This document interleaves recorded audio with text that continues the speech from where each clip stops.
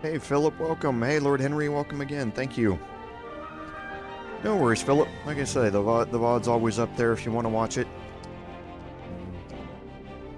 But yeah, it's gonna be a fun day today.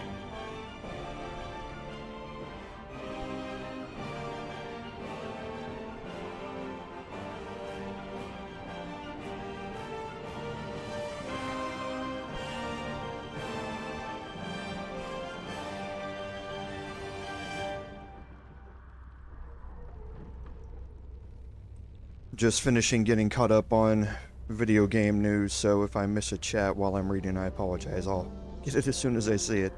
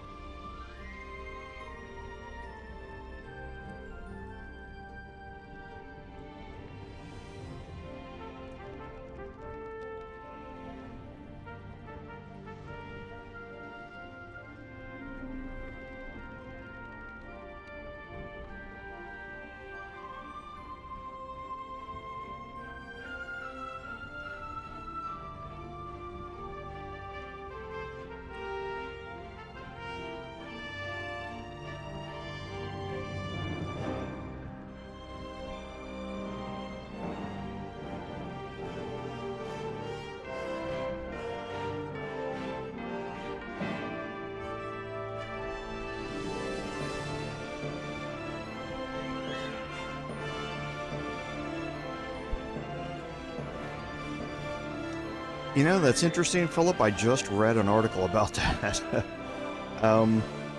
The gist of it was actually how Baldur's Gate 3 players, not going from tabletop to Baldur's Gate 3, but going the opposite way. Baldur's Gate 3 players who tried to make the transition to a 5e tabletop were confused because of all of the rule changes that are different that Larian changed inside of the game. So it was a really interesting article about, you know, people wanting to do some cheeses that they came up with, or, you know, things like that in the game that they can't do in tabletop. So it was pretty funny to read. Hey, Austin, welcome. I'm doing all right. I'm glad to be getting back into the swing of things. I am completely done with home renovations for a while. I will knock on wood, so just in case I'm avoiding having another flood or something like that to completely destroy my home again. But I'm glad to be done and just be able to relax in it now. So.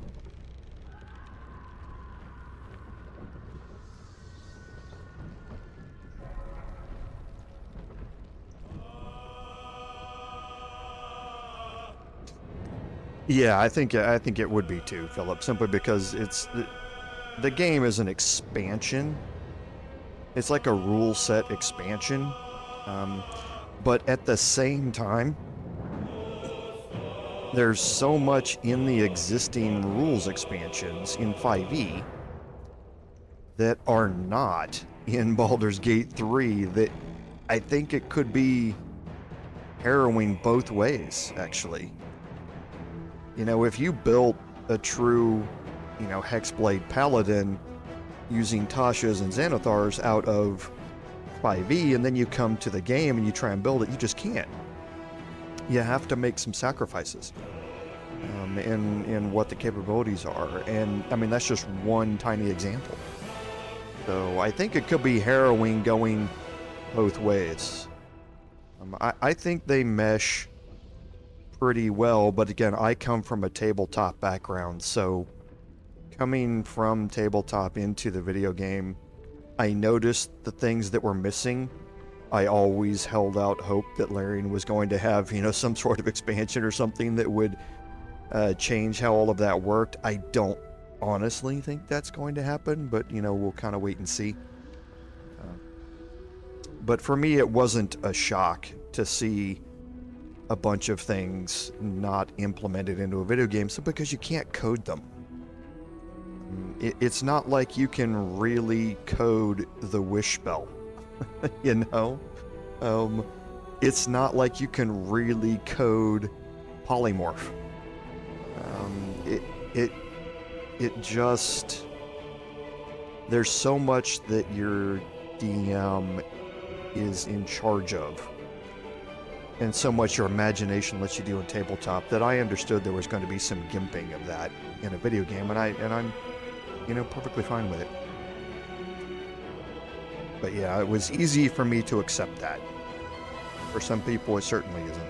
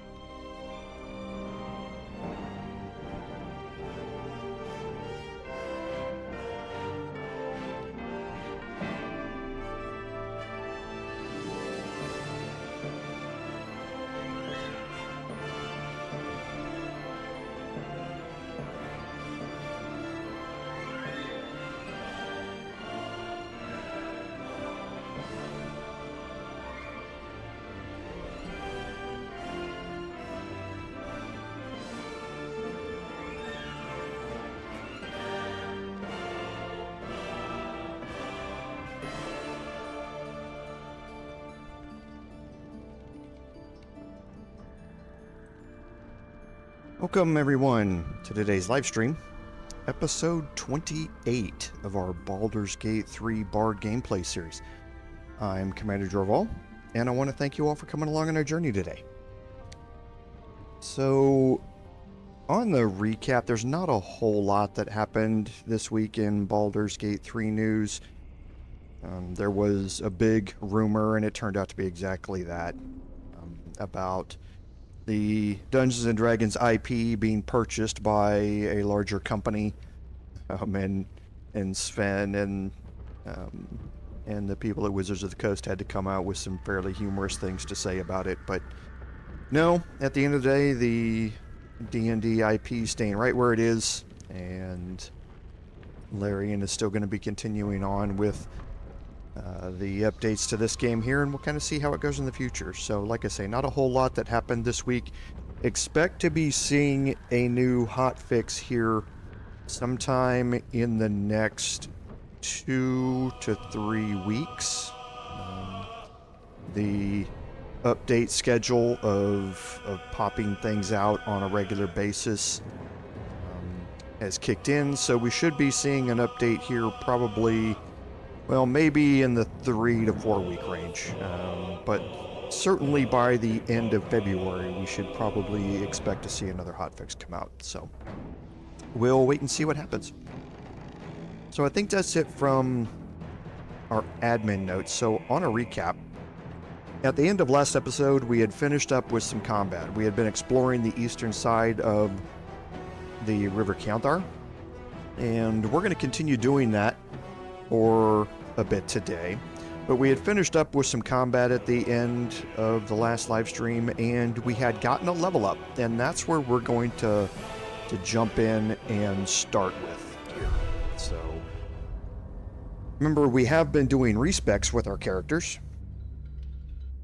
throughout the start of this year, and we have one more character in our party right now that we're going to do a respec on, but we're not going to do that just yet.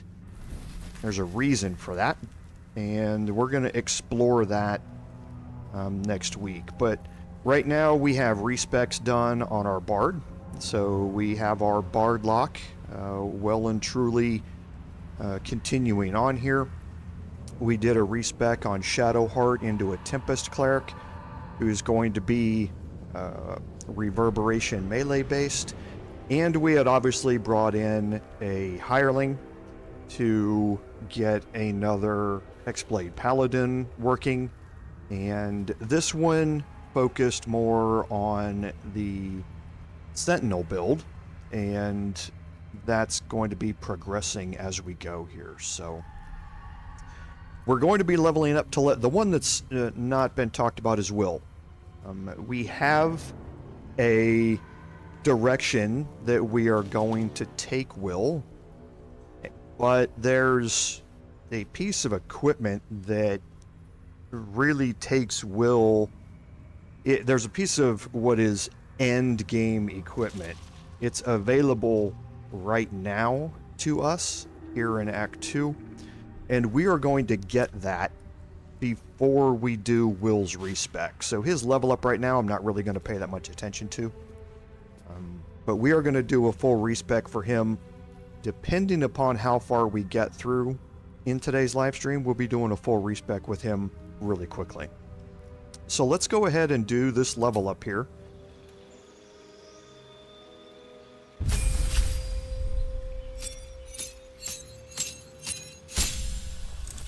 Okay, now level 8 is a fairly important level up for a bunch of different reasons.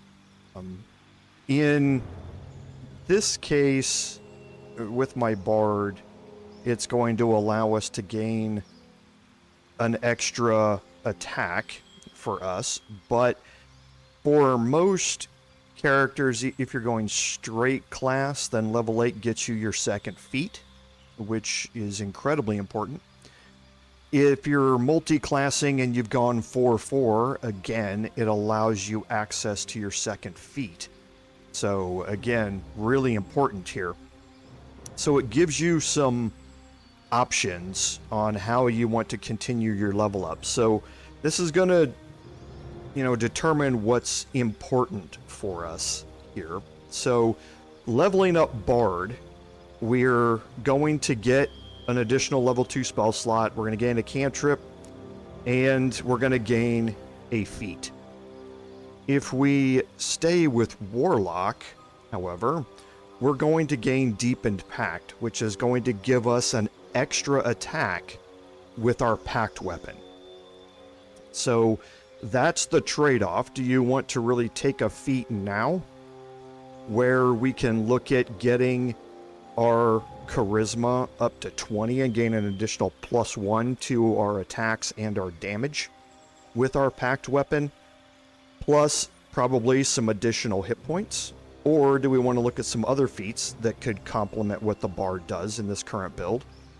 Or do we want to gain our extra attack and then put off gaining that feat until one more level? And from a straight damage output perspective, it's much better for me right now to gain Deepened Pact and get the extra attack with Pact of the Blade. And that's what we're going to do. This is going to be the final Warlock level that we're going to take with our Bard lock here. Once we get extra attack here, we are finished exploring the Warlock line. Now, like I said, if you're doing an honor mode playthrough, the extra attack from Deepened Pact does not stack with extra attacks from anywhere else. So if you wanted to mix in levels of, say, Fighter or something like that to gain extra attack at level 5 there, in honor mode, that would not stack with the extra attack here. In all other difficulty modes, it does. It does stack. So for us with a Bard, that's not something that we need to worry about yet. But just keep that in mind if you're trying to gain the extra attack from Deepened Pact by splashing 5 levels of Warlock. If you're playing honor mode, you don't do it. Because it's not going to stack. At that point, you would really stop it at probably level 2 after you've gotten your first set of Eldritch Invocations and that sort of stuff. But for now, this is the way that we're going to go. So we're going to gain our extra attack. So for our spell slot here, we get access to a lot of different things. And remember how we're kind of focused here with our concentration spells. And what we're going to be concentrating on all the time. So I want to be focused on something that we are not going to be having to concentrate on. And for that, I'm going to take Counterspell. Counterspell is incredibly useful.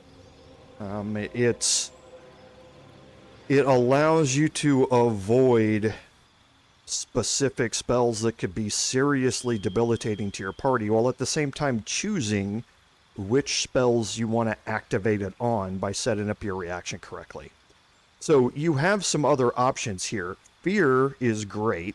The Hunger of Hadar is also great. Remember, we also have Wyll with us, and he's able to cast these same group of spells as well.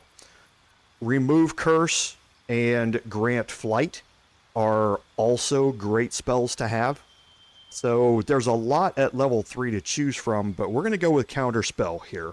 We want Wyll to be focused on maintaining his concentration on Hunger of Hadar if we use it, but then also be dealing out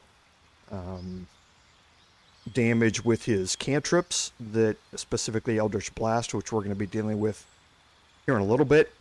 And we want our Bard to be able to get a little support herein with Counterspell.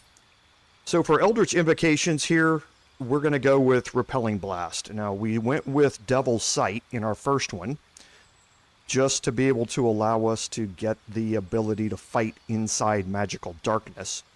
And we're going to do the Repelling Blast feature here this time. And this is something that you could take either one of these, Devil's Sight or Repelling Blast, at the first level of Eldritch Invocation. However, taking Devil's Sight first allows me 2 entire levels of being able to fight inside darkness, rather than using Repelling Blast and not being able to do that, and then having to take Devil Sight now. So it allows me to do more damage and have more defense up front by taking Devil Sight first, and then allowing Repelling Blast to come in later.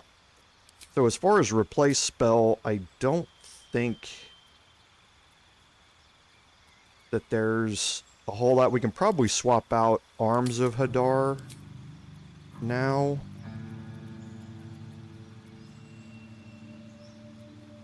And again, I want to avoid something that is going to use concentration.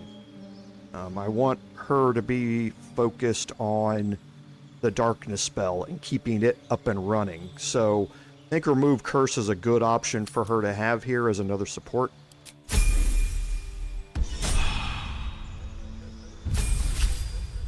Okay, now Wyll at Warlock level 8, again, we're not going to really care a whole lot about what's happening at level 8 with him, because we are going to do a complete respec. So here, for his level 4 spells, he gets some very, very good ones. Banishment is always great. I mean, it just is. Maintaining that concentration to be able to remove a big target from the battle for 2 turns can turn the tide of an entire encounter. If you can land it, it really just makes things a whole lot easier while you walk around and clean up the ads while waiting for them to come back. Can be extraordinarily useful, and that's the way that we're going to go. Dimension Door is situationally incredibly useful, but like I say, very, very situational in this game. In tabletop, it's very, very useful, but here in the game, it's less useful than that, and only situationally. But in those situations where you need it, it can be a game changer. So we're going to go with Banishment. Don't forget Blight. Blight for a straight damage spell is one of the highest numbers that you're going to come up with 88. But Banish is the way that we're going to go, and we're going to take this in preparation for some stuff that we're going to be dealing with later. So for replace spell, I don't know as if we have a whole lot that we want to change out. We do not.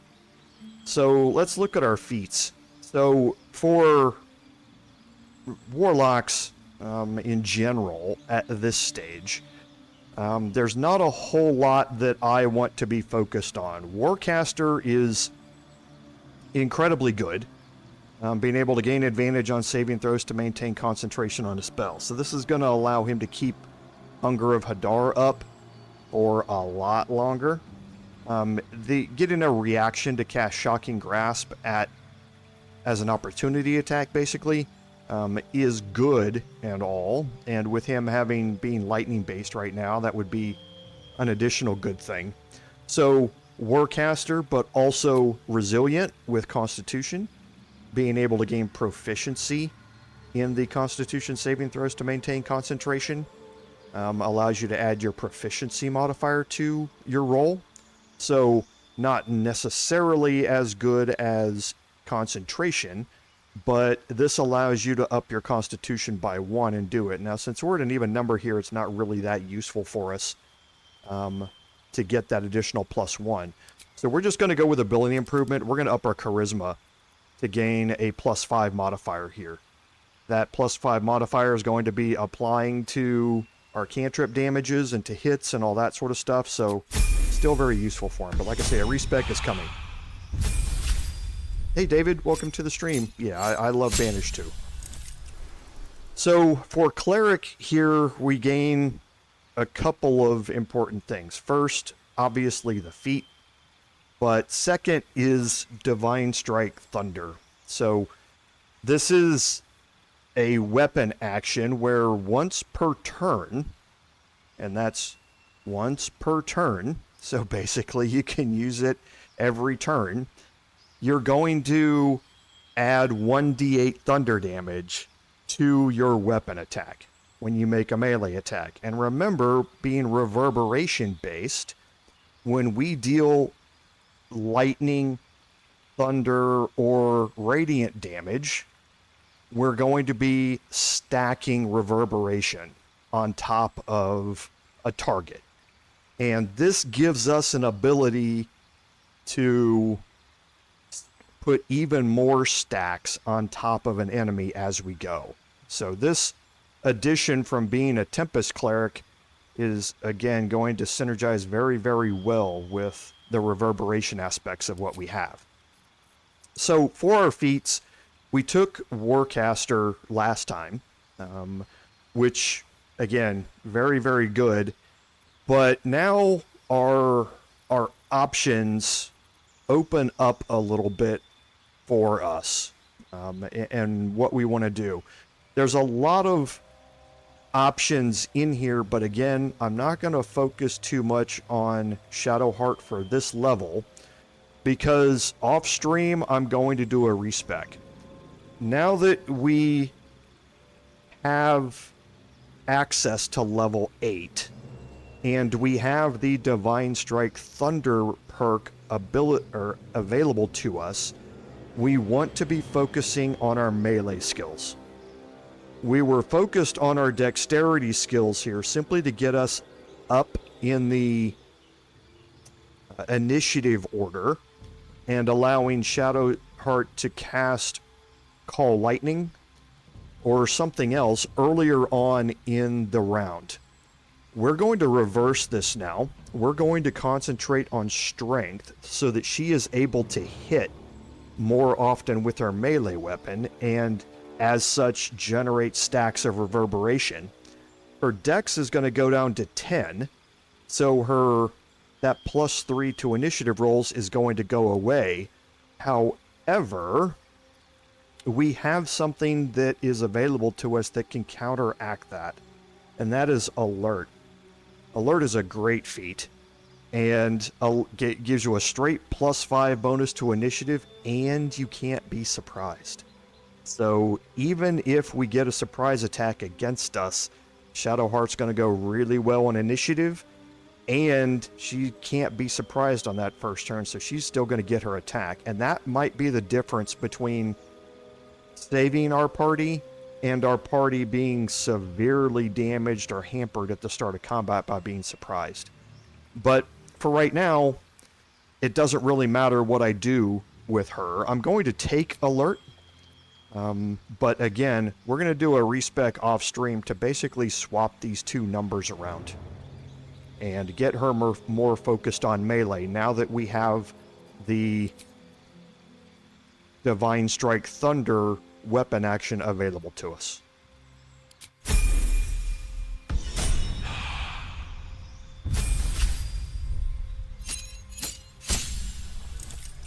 Okay, and last is our Paladin. So we have maxed out where we're going to be on Warlock. We don't need to add any more levels there. We've gotten our extra attack from Warlock, so we are good now. So at level 3 for Paladin here, there's a couple of ways you can go with this. And I'm going to make a little change here in how this works. So let's first look at what we gain at level 3 Paladin. So at level 3 Paladin, we gain Divine Health, which basically means we can't be diseased. Situationally useful, but not all that great.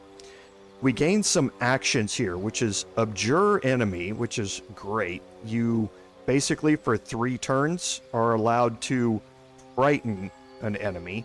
Fiends and Undead have disadvantage on that saving throw, and even if they do save on it, they're slowed, so their movement speed is cut in half.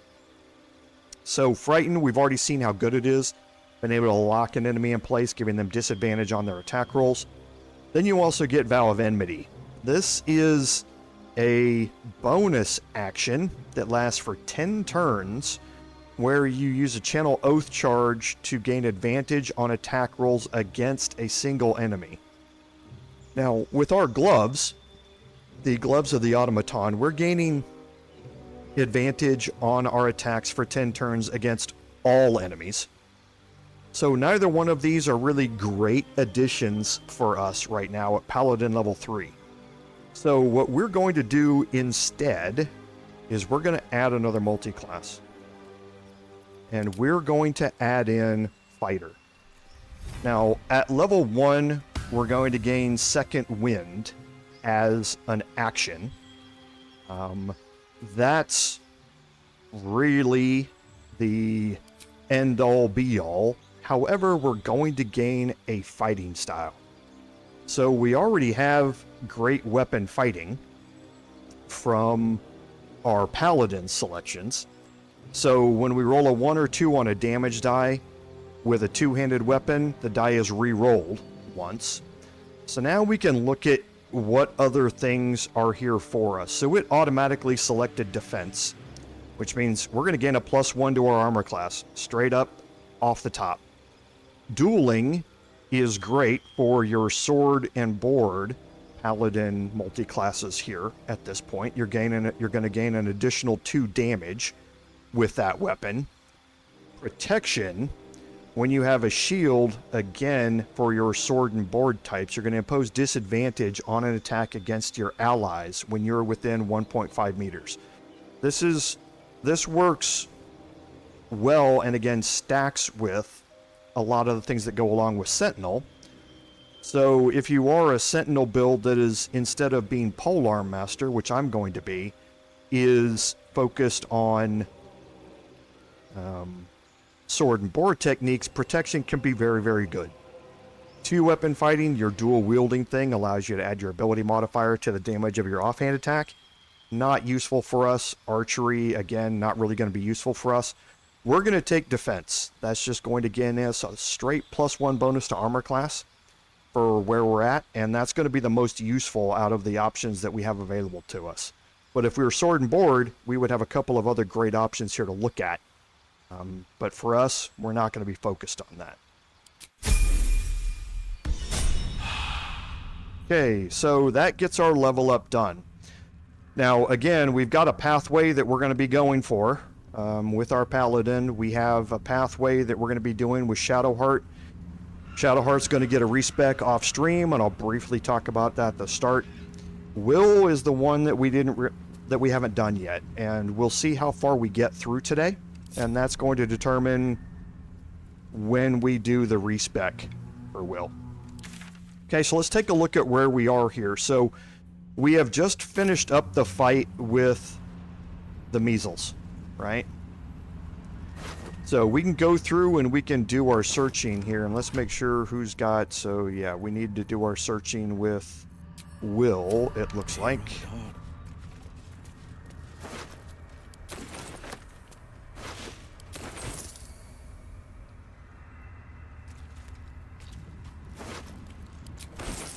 This better be And good. we'll just pick up all of this here real quick.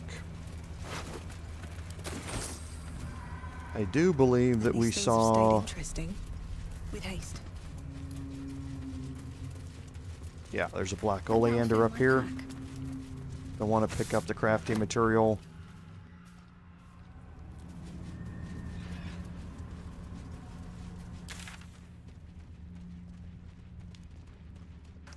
Okay, so we're going to head down here around this corner. And we're going to run into our next encounter. So the first thing I'm going to do, okay, so I did find the movable brick last time. Something good here, I hope. Okay, we're going to pick up the potter's chest key.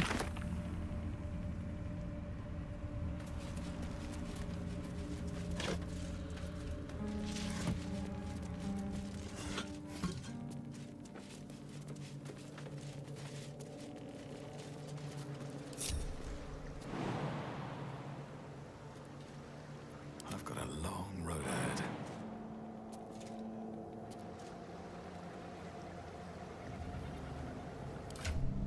Don't actually know who's got the... So everybody's at 10 strength right now. So probably come back to this after I respec Shadowheart to get the potter's chest. I'm not entirely sure. Let No me one see stop if I yet. can get up here Moving ahead. over here. I might be able to do some jumping over here.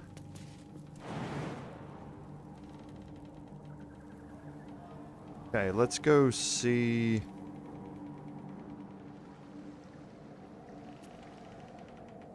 I might not be able to get, I mean, I can get it by using a spell slot. I do have Misty Step and that sort of stuff available to me. I do maybe still have the Ring of Jumping on me somewhere.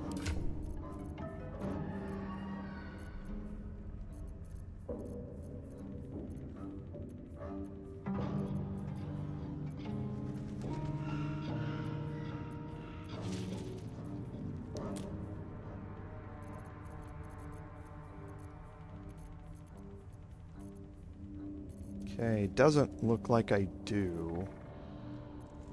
Unless it's already equipped.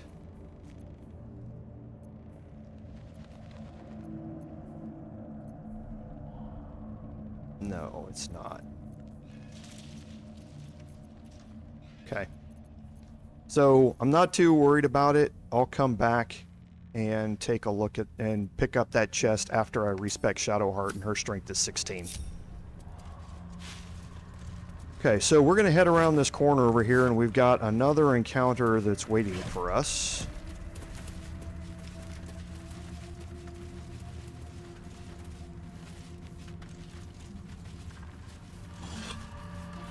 And let's see if there's a jump path.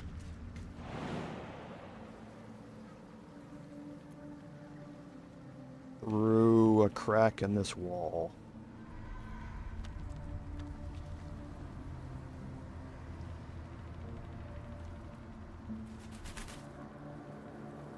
Doesn't look like it.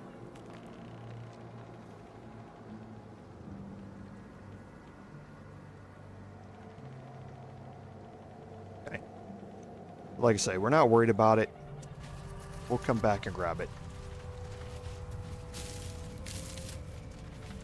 And that's just because I don't want to waste a spell slot right now.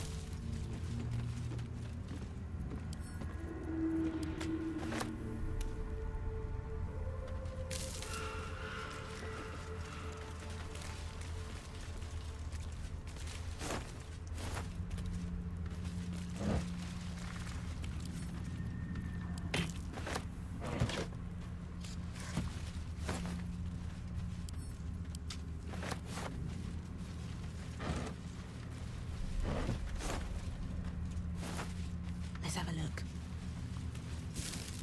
Okay, so we have a dead body over here, and we do Let's have get on with it. it highlighted, so we'll recast Speak with the Dead.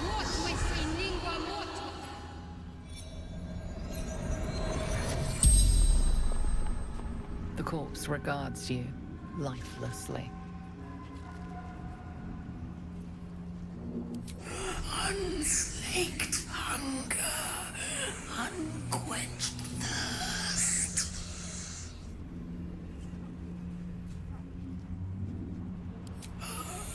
Trapped shadow mastiffs, repels them with flame.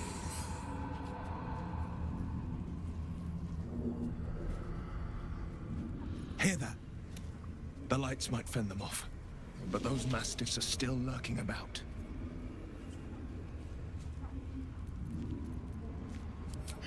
Spell, continual flame.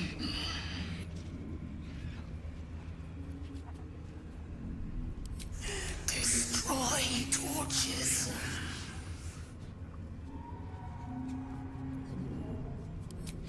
Wizard, General Thorn's favored. The spell's power wanes.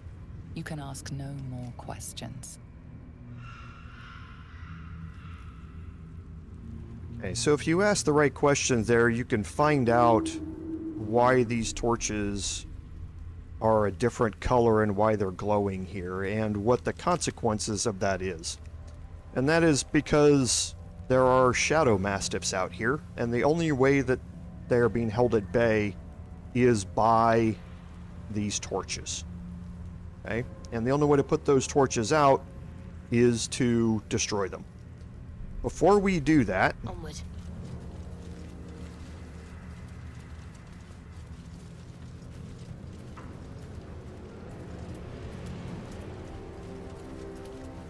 we're going to move everybody out here.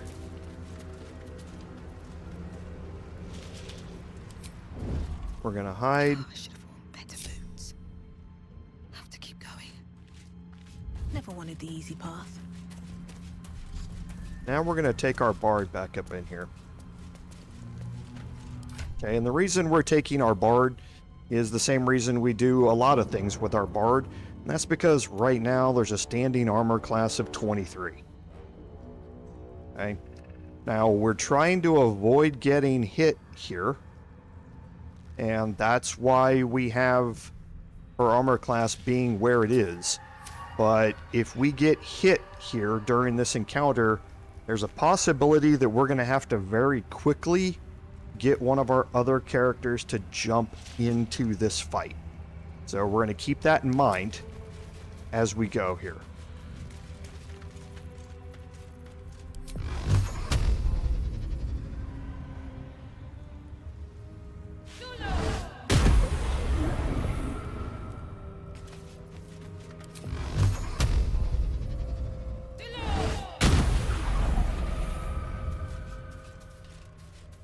Okay, so we're going to move back here into this corner.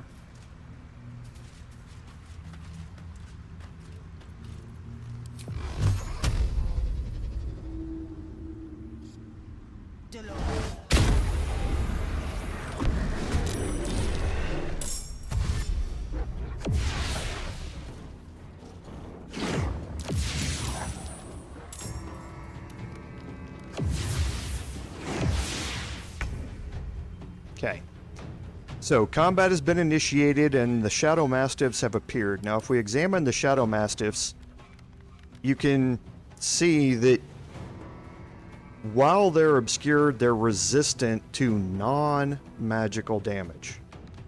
So keep that in mind. All of our weapons right now at this stage are all magical, so it's not that big a deal for us.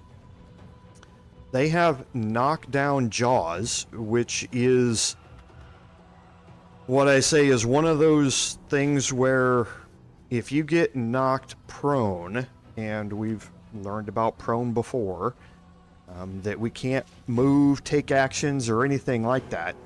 Attacks against a prone creature have advantage. So even though we have a 23 armor class, they can start landing those attacks a lot more easily while we're prone, and things can get really bad really quickly. They have dark vision, which again means that they can see in the dark, but that does not override the darkness spell. Now, there's something else that goes along with it. We're going to play out our normal way of doing this. And you'll kind of see, I don't like how these notable features work. We ran into this last week with enemies that don't list Devil Sight in their notable features list, but they can see in magical darkness, and that's because they have blind sight, even though it's not listed. And I took me a bit of researching to figure that out last week, why some things were not being blinded when they came into the darkness spell. But we're going to play this out how we would normally do it, and see how things go. So the first thing that we want to do is move up here next to this Mastiff here, and that's just to use our see invisibility eye to start opening up other ones and make sure that they are revealed and they are not in shadow blend.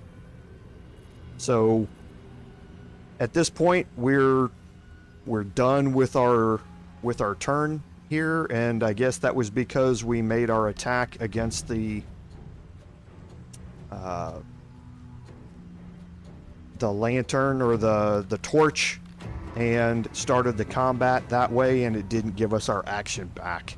So we are where we are here. This is why we come up here at this point to do it this way, because hopefully we can avoid these attacks here before we bring anybody else into this fight.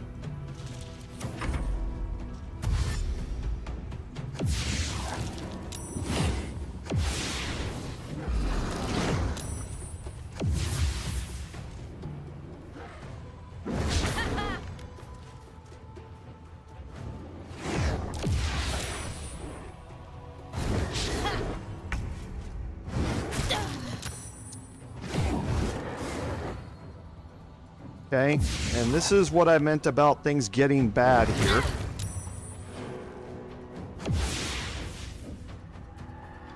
Watching and waiting. So we're gonna bring Wyll up here. Every step counts.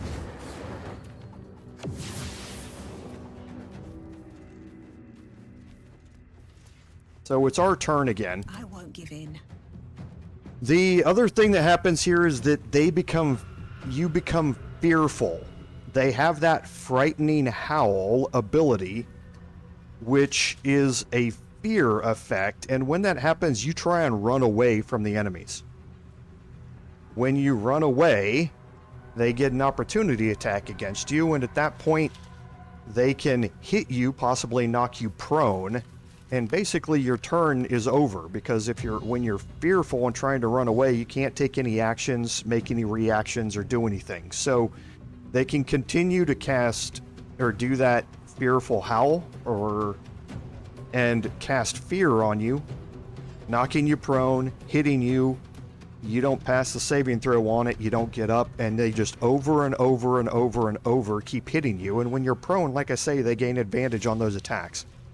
So things can go a little badly as you're going through these things. So that's why I'm going to bring Wyll up here, but now I'm going to have the opportunity to kind of do this myself a little bit.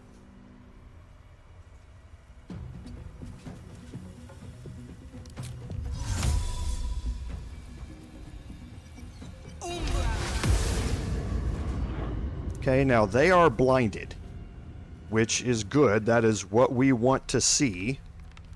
Watching and waiting. Okay, and I'm actually now going to move Wyll back. Careful. I wasn't sure if I was going to get a chance to make that saving throw, so I moved him up there to be able to cast Hunger of Hadar, but now I'm not going to. I'm going to move my Paladin up here into this group. You can't see the detection cones of the Shadow Mastiffs that are in Shadow Blend. So I might just pop into combat as I'm moving around here. But I would like to get into the darkness here. Just like that.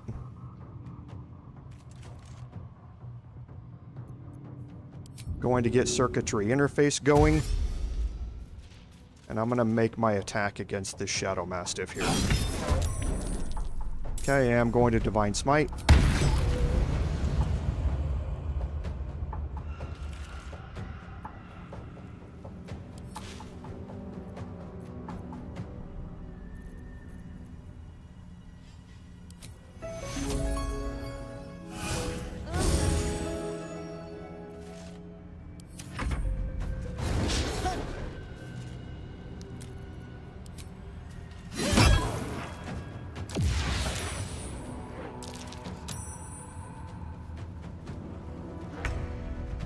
This is the thing that darkness does against the Shadow Mastiffs, is that they do not want to come into the darkness. You saw what their pattern is. Their pattern is to move in, make an attack against you, and then move away.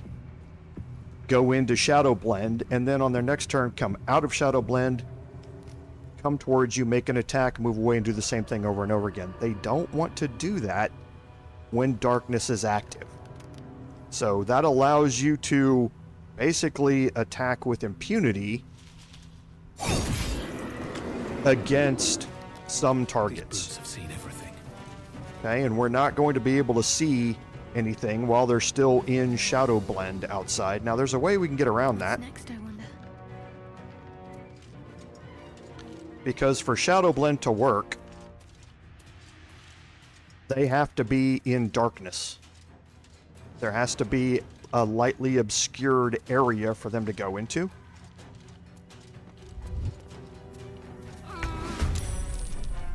Okay, so we're going to move Shadowheart up here. Since they are shadow creatures, if they decide to shadow teleport over next to her, they're going to become blinded by her anyway.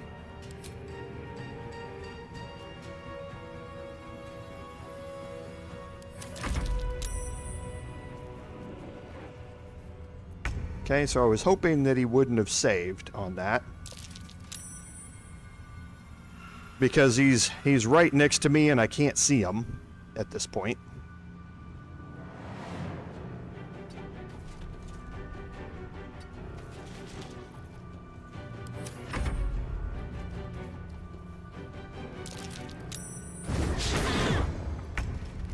Okay, so there he is. Have to keep going. Okay, so that removed his shadow veil that we talked about before. So it wouldn't really matter anyway because our weapons are magical at this point.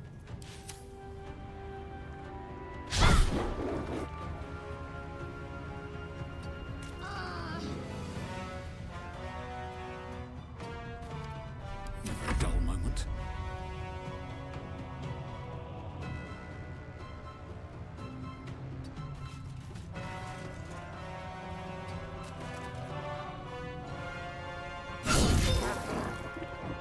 I don't think we need to use our second Divine Smite here.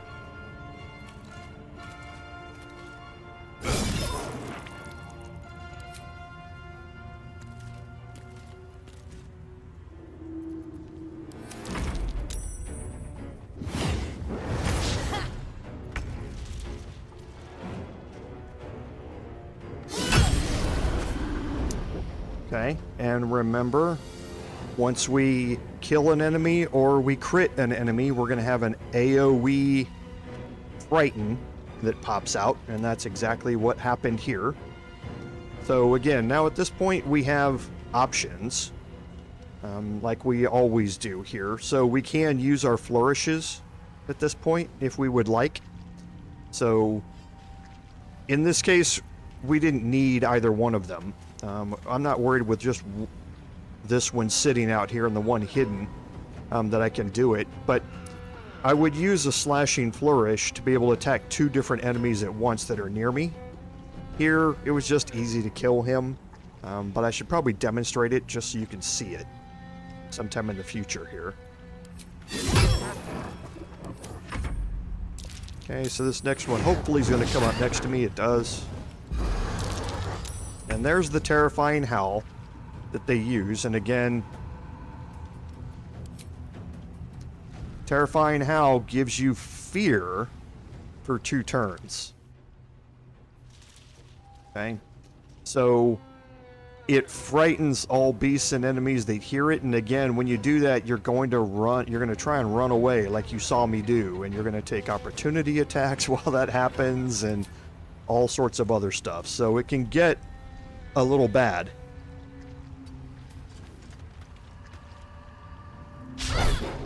Wow, Shadowheart's just not hitting anybody, but that's because, again, we haven't done that respec with her to focus her on melee. Time to push my luck again.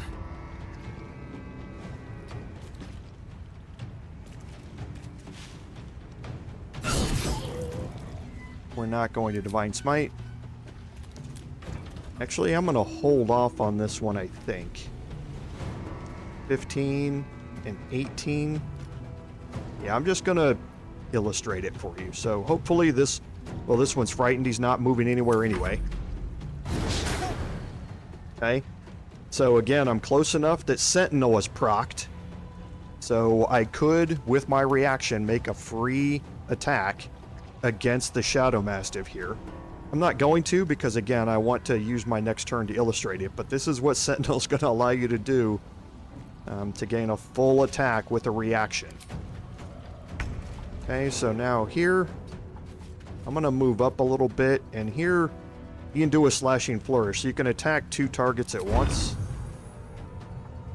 So right here. Okay, 23, don't need Luck of the Far Realms, don't need Luck of the Far Realms. Okay, and now I still have my second attack available to me. And of course I missed.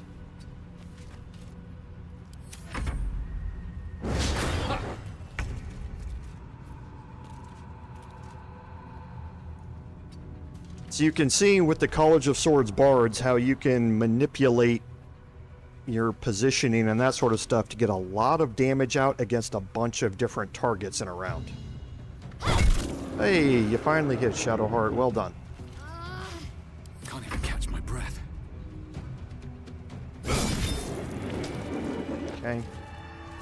Didn't need to bring Wyll into that at all. Didn't really need to bring Shadowheart into that either.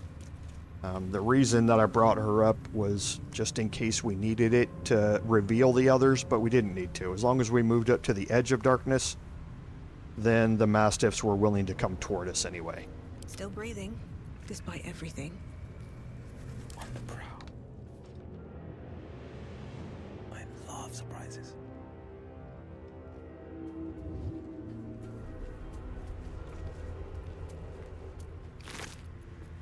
Easy enough.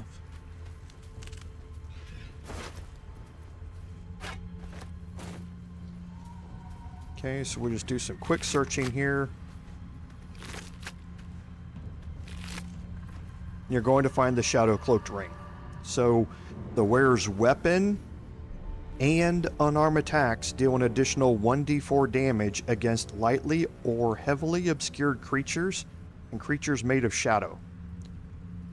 The wearer's weapon attacks, as well as unarmed attacks. So this ring right now, against all shadow creatures, is a straight additional 1d4 damage.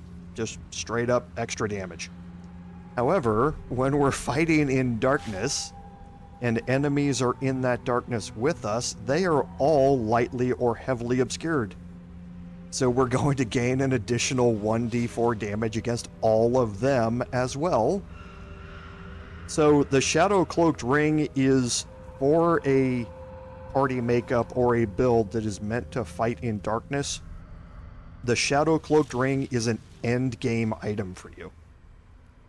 An additional 1d4 damage that stacks on top of everything else that you are doing inside that darkness it's hard to underestimate how valuable that can be. Okay, so we're going to go look and see what our ring situation is here. So movement speed and the caustic band. So I could sacrifice some movement speed. Remember, I've got Longstrider.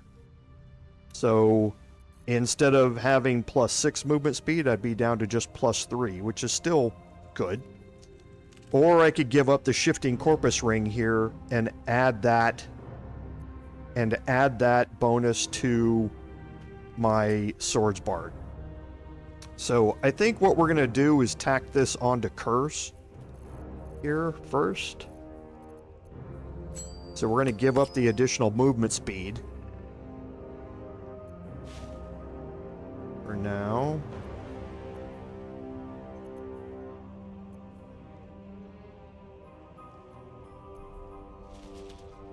And I think we're going to give that movement speed to Wyll.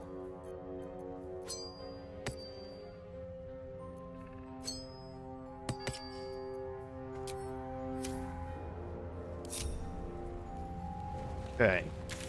So now we've cleared out most of the northern half of this. We've also cleared out all of this area down here. We just have another little area here that we're going to be working our way toward. On our way Never a dull moment. to Moonrise Towers. Light on my feet. What's Almost inside? forgot the backpack.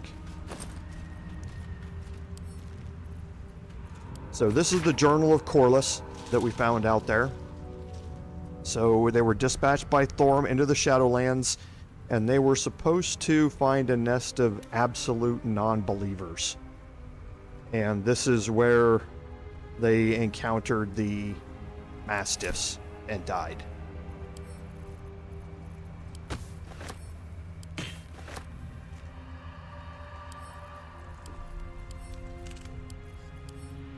Wow. Okay, there we go. Thank you. Accept the click.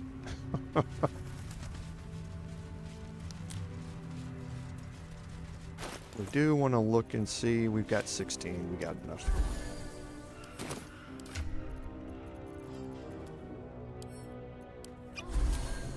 Perfect. We're going to continue heading down south.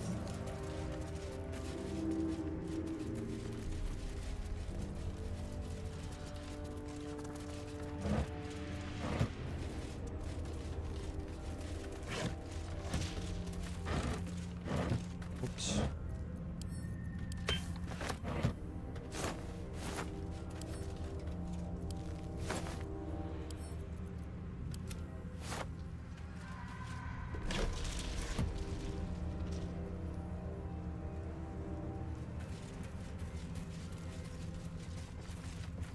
Almost forgot the crafting supply here. Okay, and now we're opening up some new areas that we haven't explored before. So we're going to slow down, start taking our movement a little bit easier.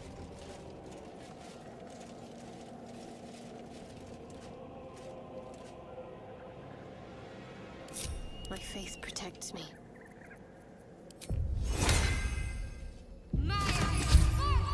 All right. What now? There was a battle here once. A large one.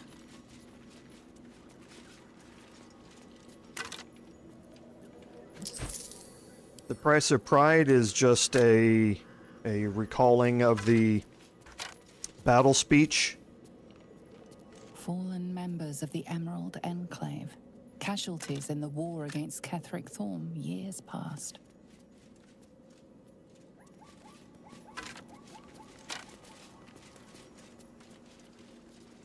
These boots have seen everything.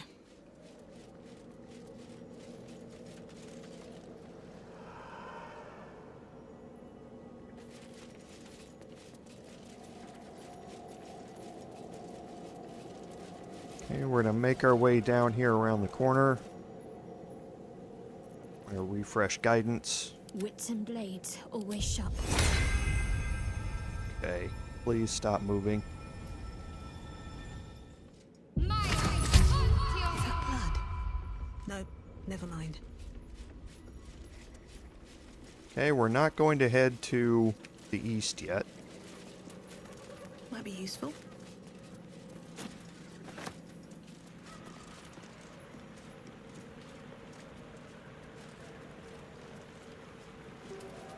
Okay, so we're going to...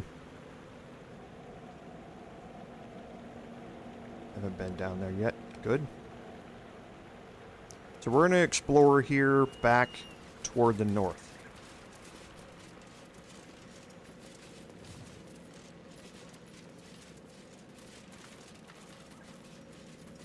Okay, we've got a heavy chest around the corner over here.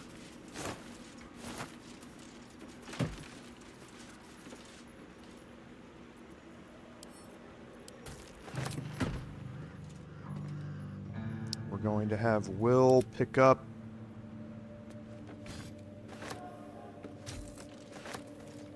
these things and continue doing some searching. And again, what we're really doing is picking up all of these items. We explained this before, because we're going to be heading to Moonrise, and we want to be able to influence some vendor attitudes when we get there.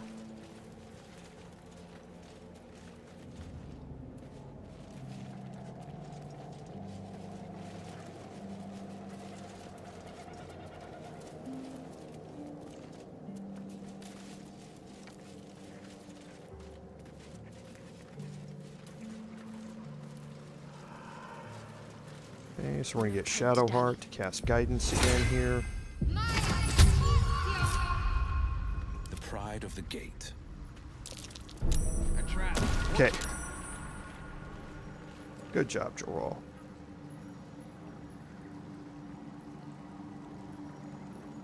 Ah. Good job. Okay. So I found it and then misclicked. And ran into the tripwire, so Checking things out. useful. Don't need to worry about that now. Yes, that's one way to disarm a trap. So you learn that the Harpers were out here conducting some investigations, trying to find out more information about Ketheric Thorm and his defenses.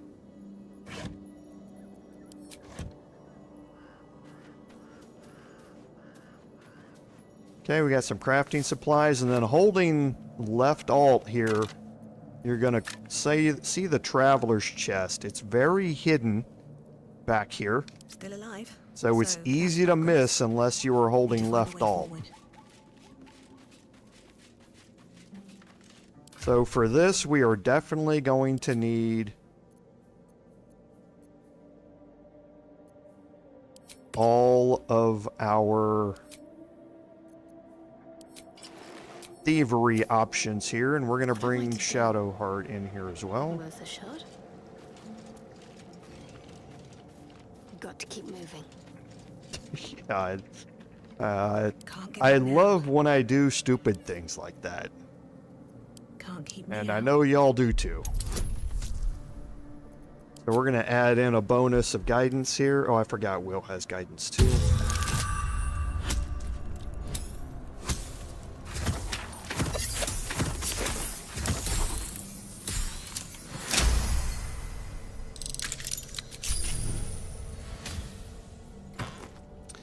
And this gives you the Ring of Twilight. So, again, if you are a darkness-based fighting build, this becomes another one of your end game items. You gain a +1 bonus to armor class while you're obscured. Just straight up. Now remember, when you fight in darkness, you are obscured. So it's basically a way just to give you a straight up addition to your armor class. So you'll see how this evolves as we move around and we shift in and out of darkness. But we put our wondrous gloves back on. We're going to go back up to 23. When we move around here and we move into shadows, you're going to see this go up to 24.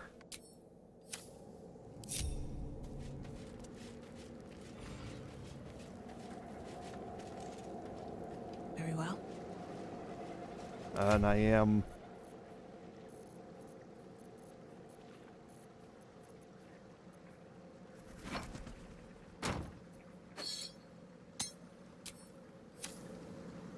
Okay, so let's just turn the standing torch off here, and I'm still not...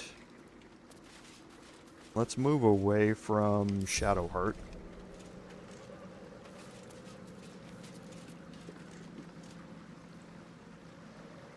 Okay, so there's Treading Twilight. So while remaining obscured, the affected entity has a +1 bonus to armor class. So now my armor class is 24. So this is one of those things that, again, if you've got this type of party build or character build that you are fighting in darkness, this is one of those. Don't neglect this item because it's one of the best ones that you can get for what you're going to be doing. And it's just sitting in a random chest What's hiding here? in Act 2. So we've seen that with the past couple of items here. Don't sleep on them. Don't miss them. Because they are very, very valuable for the build that, and the fighting style that we have going for us. And you will see that up arrow pop in and out of the status bar as we move between shadows. Right now, Shadowheart, for the most part, is going to keep us from triggering it, but as we get out in front of her, you'll see it trigger.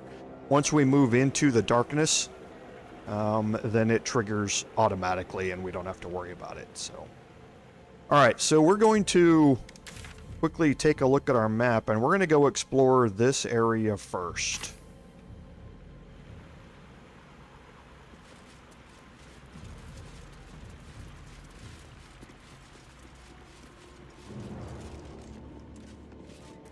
Okay, we're going to put everybody in hiding. Looking shadow.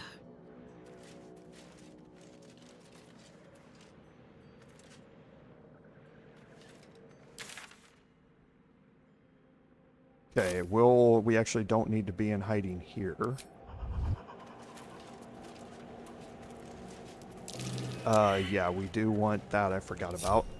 A long way to go still.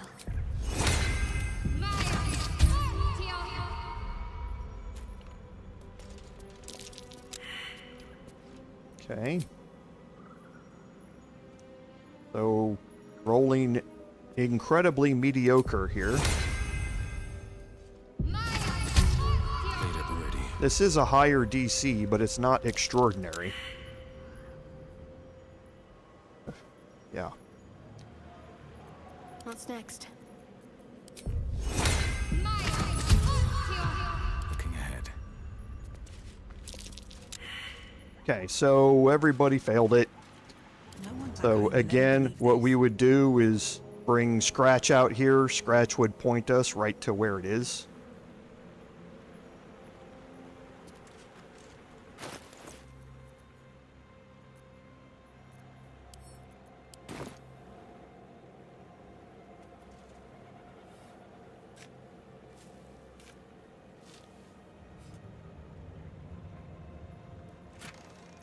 Okay, we got some blue dye and some gold.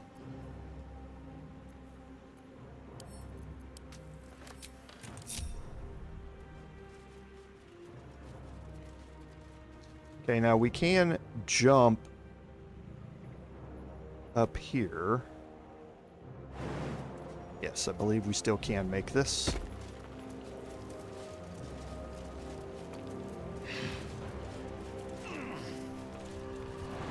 Question is, can we make it up here? We can't. Okay, not a problem. Time to press ahead. We'll head around the other way.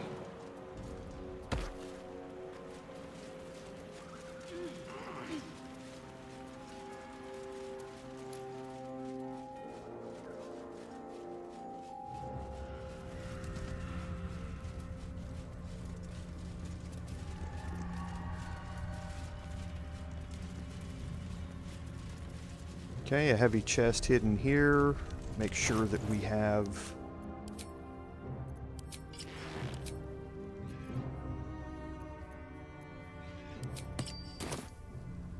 our thieving stuff on. A couple turns should do it.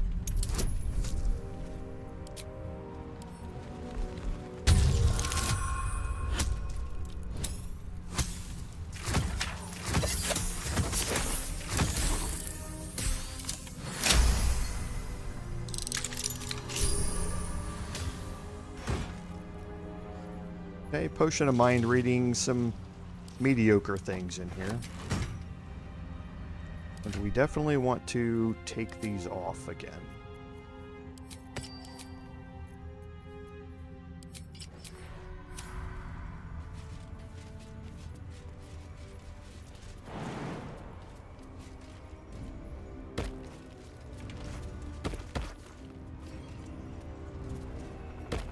Okay. Pickets, ballistas, siege engines. A little old-fashioned too. 100 years? More? Okay, so we learn about all the ballista up here. This was all during the war against Ketheric Thorm in this area 100 years ago.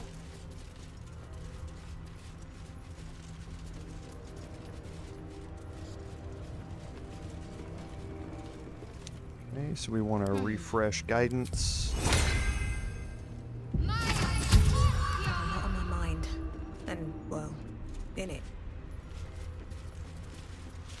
this is that jump up point that we were just at that we weren't able to make, so you can see kind of where we are. We just took another way to get up here.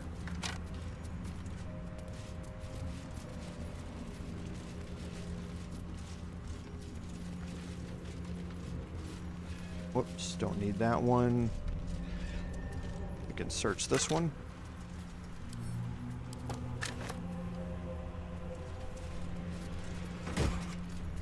Couple of arrows. Swift as my feet can carry me.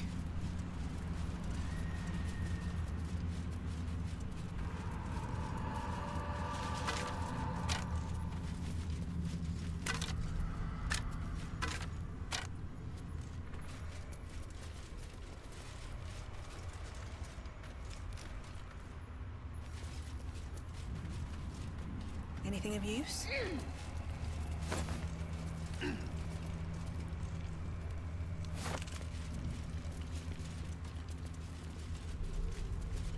And we'll just continue searching our way up here really quickly.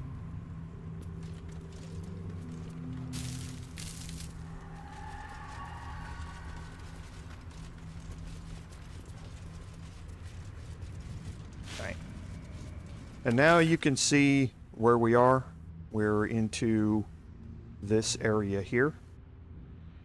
And have we gone and explored all the way through that? We might not have. So we're going to head back this way anyway. We'll just run over there real quick and see. Make our way back.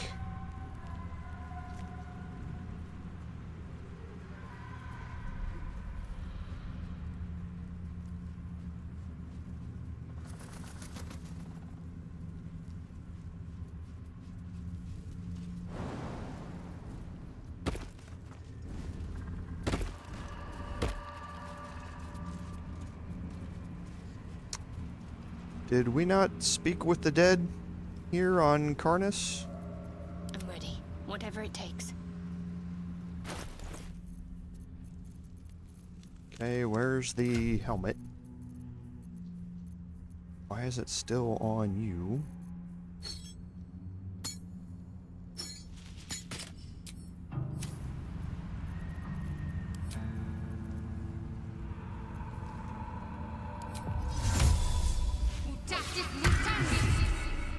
Let's try this way.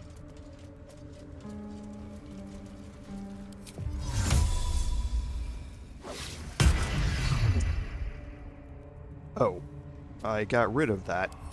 I clicked on the wrong thing. I was like, wait a minute, what's happening here? I clicked end shapeshift instead.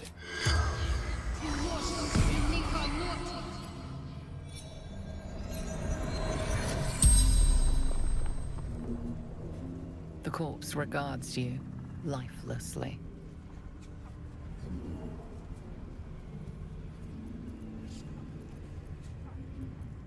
Always many wishes. Hers the loudest.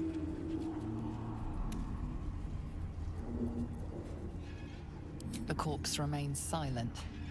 It does not know. Shepherding the faithful, carrying a lady's light. Moonrise. Traitor. Heretic. The spell's power wanes. You can ask no more questions.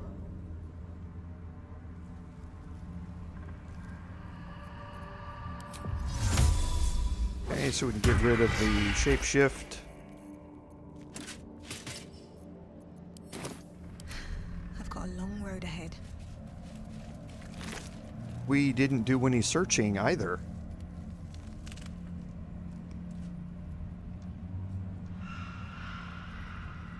Okay, this is because we just ran off afterwards. I remember this. When we came in, We had this fight, and the Harpers took off running back toward Last Light, and we just followed them directly afterward. So, yeah, that's why we didn't do any of the searching here. So it's a good thing I came back this way anyway. Cruel Sting is a really cool sword. Again, a long sword that if you're a drow elf, you deal an additional 1d4 damage against restrained targets. So any of them that are not able to move are going to count as restrained, and you deal an additional 1d4 damage against them. So there are a lot of times that can, become useful. However, this also gives you the Ensnaring Strand spell once per short rest to cast a spell that's going to enweb your target. So when you trigger this, and then you land it on an enemy, they are then enwebbed for 10 turns, and now your 1d4 poison damage is going to kick in for every turn that they remain enwebbed. So can be very useful when you pair this with a build that has like the Spider Stilt shoes or something like that, or the Disintegrating Nightwalkers where you can't be enwebbed. You can stand there in the middle of a web and gain an additional 1d4 poison damage against targets that come into the web with you. Not something that I'm going to use, but something that I will keep, What's in here? in the bank, so to speak.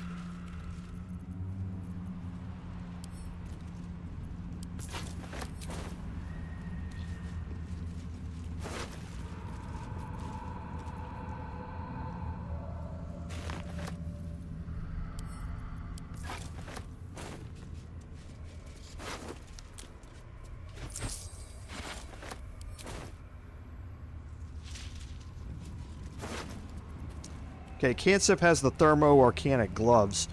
These are a heat-based item, so whenever you deal fire damage, you're going to gain 2 turns of heat. We've talked about heat over and over again. I'm going to keep it in my camp, but probably not going to have a heat-based build. I experimented with it a little bit, didn't really care for it that much. I wonder what the next move is.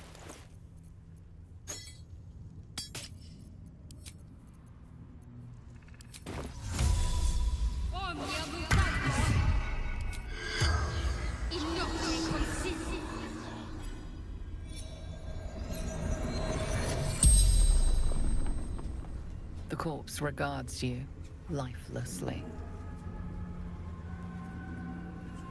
Raxlin's settlement. Absolute. The corpse remains silent. It does not know. Wait for Dryder. Take prisoners. New beginning. New order. The spell's power wanes. You can ask no more questions.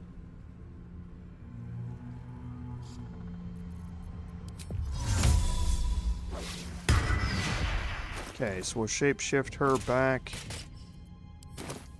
Shouldn't have wished to live in more interesting times.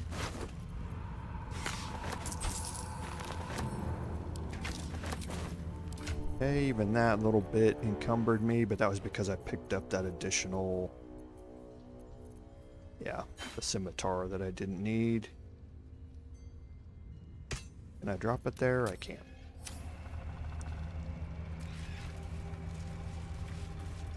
Another step forward.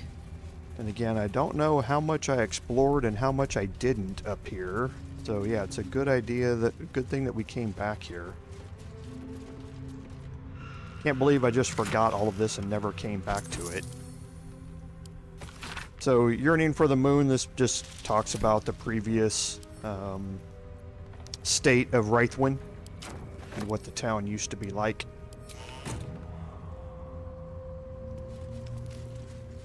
And I should have guidance on. I was able to find it anyway.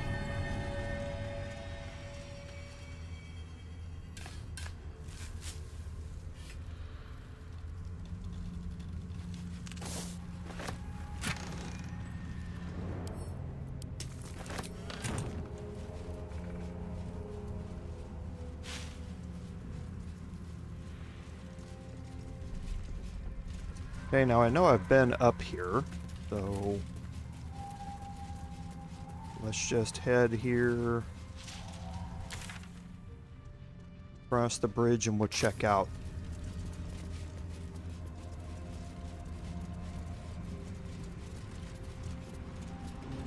Oh, I must have just not gone all the way down there past the cage.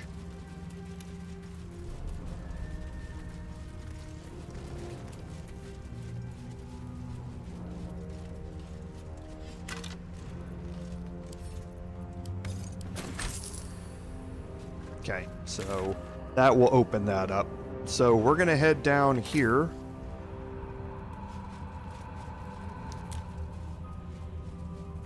No traps, please.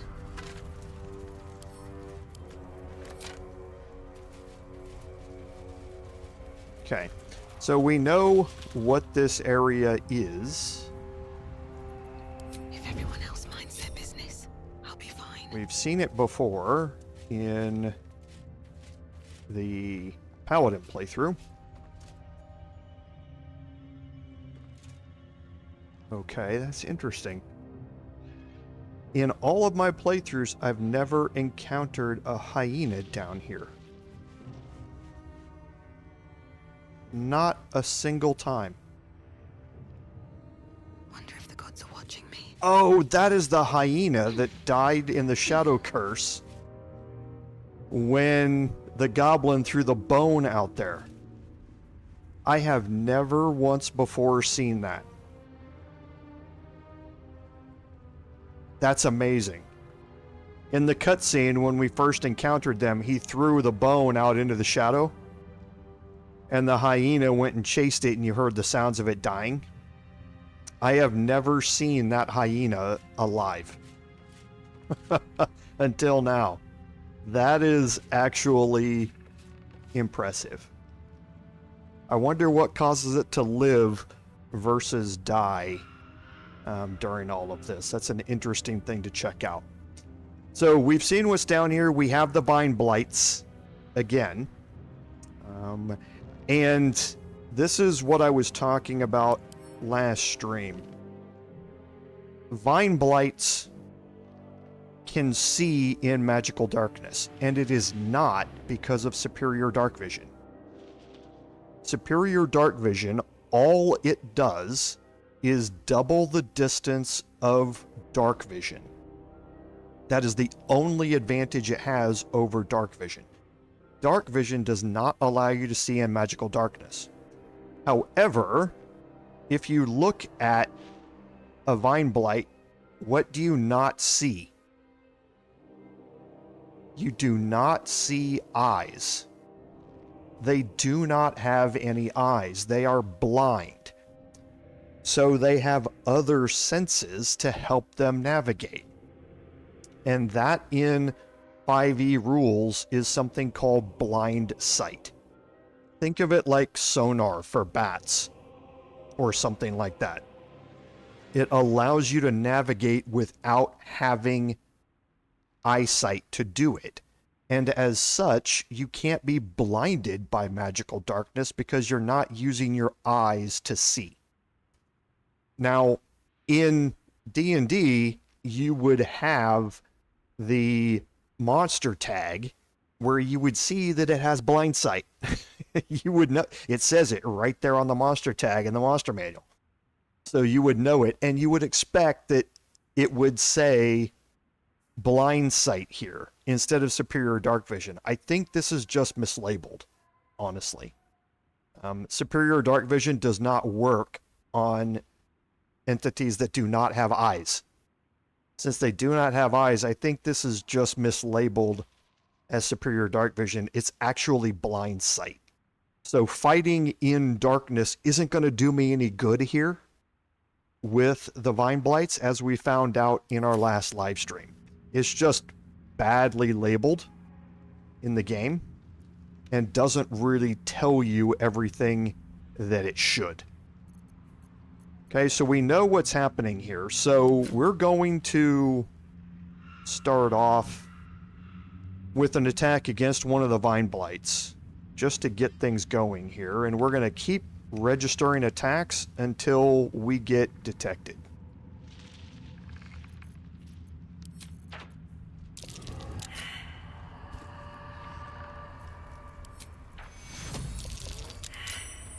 Okay, we keep passing our saving throws. Okay, so there we went into initiative. We rolled first, and everybody's all grouped up here. If we hit the grave key or the tilde key, you can see we're all grouped up here. So we're going to want to take advantage of that, I think. The hyena is still not in combat with us. Keeping quiet.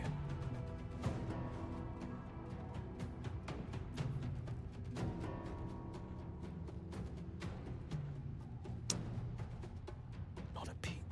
Let's move Will up here and see if we can get him up here around this hyena's moving detection cone.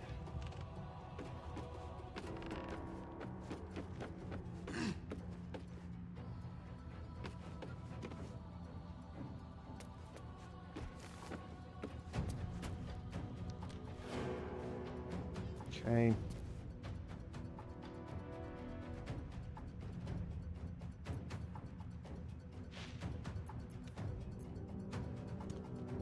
And let's see.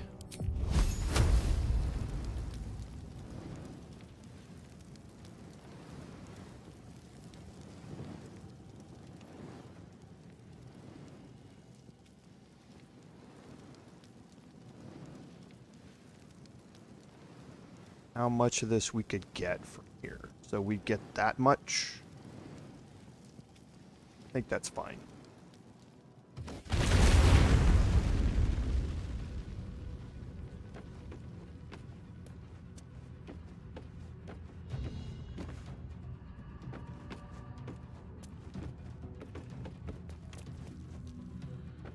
And we're going to move Will back. Bated breath.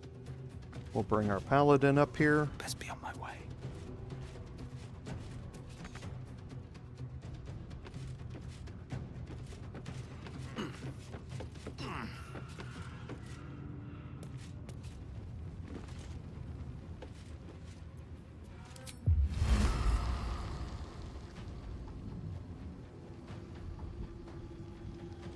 So we can't get all of them.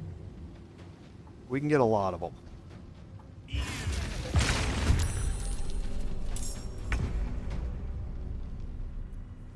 What comes now? Let's step softly.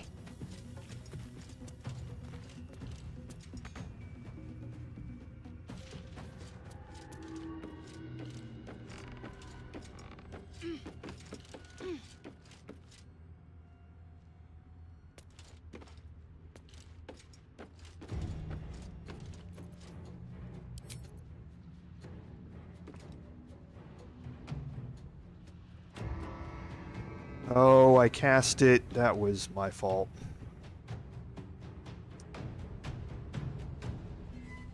I need to get Will back up here. Yeah, that was stupid. I don't even know why I wasn't thinking about that.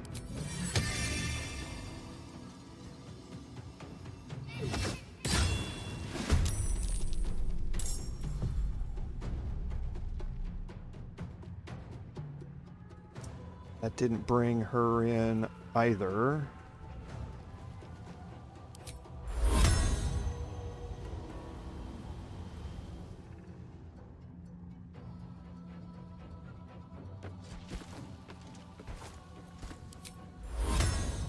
Not a lot of range on Guardian of Faith. So I think we'll keep her back. And yeah, this was just a stupid misplay on my part.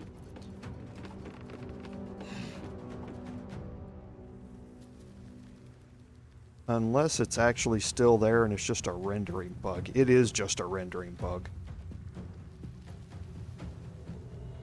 Because it's for 10 turns, I think it's actually gone. I'm not entirely sure, though. Let's bring him into combat with some Eldritch Blasts. Because honestly, I don't know if Wall of Fire is still there or not.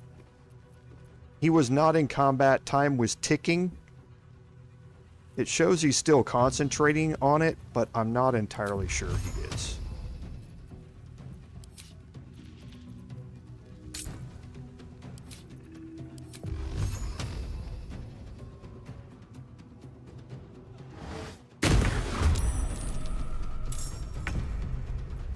We'll see. Yeah, it certainly visually looks like it's gone, but he's still concentrating on Wall of Fire. So I'm not entirely sure what's happening. I'm going to move him back Coming through. just in case it's still going, and kind of see what happens. On his next turn, if they move up and they move in here, I'm going to look and see what they take damage from. If they just take damage from a fire surface, then I will move him back up to recast it. Come on. Can't stay idle.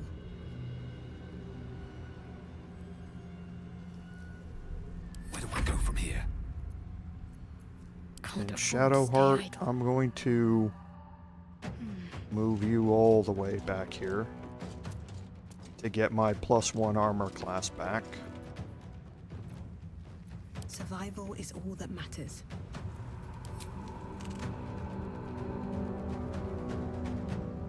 Okay, and Kerz, I'm going to move right up here to the edge Best be on my way. and get ready to take the attacks here. Actually, I'm going to move him a little bit off to the side.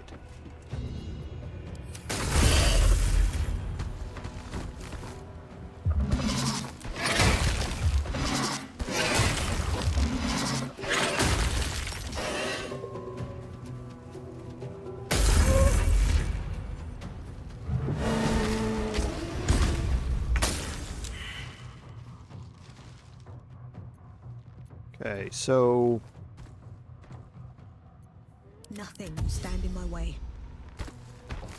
alright, so let's see if he moves in here and takes damage. He did not. This is What is my Will time. showing? It's still showing he's concentrating on it. So I don't really know yet. Because I've had this happen with Wall of Fire before, where that's just a rendering bug.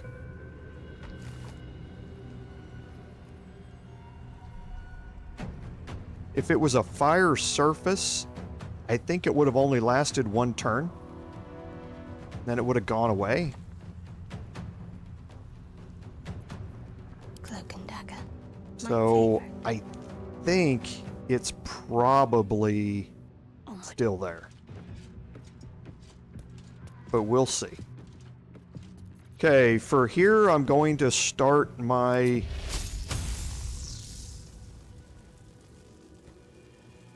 cleric.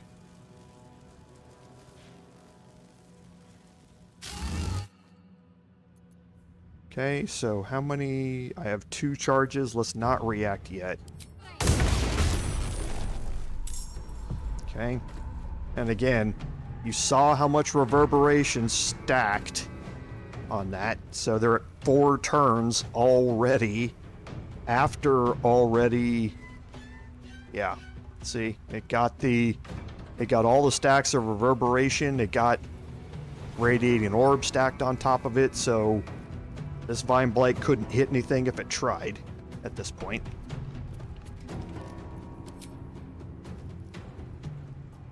So for me, I'm going to move straight up here into the front.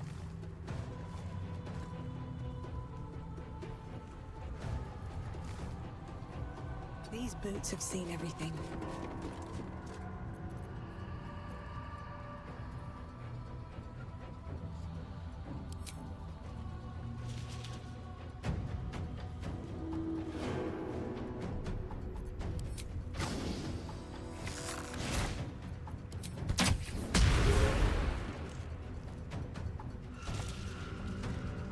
Okay, and we'll see how far his restraining attack works. Battle favors the fearless.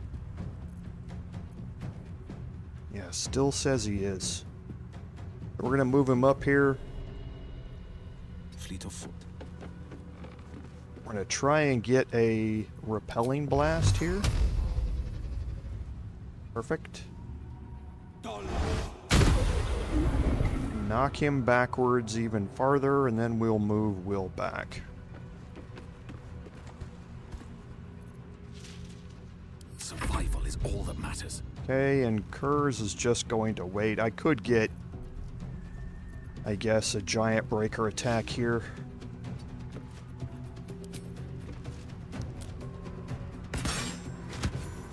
Okay.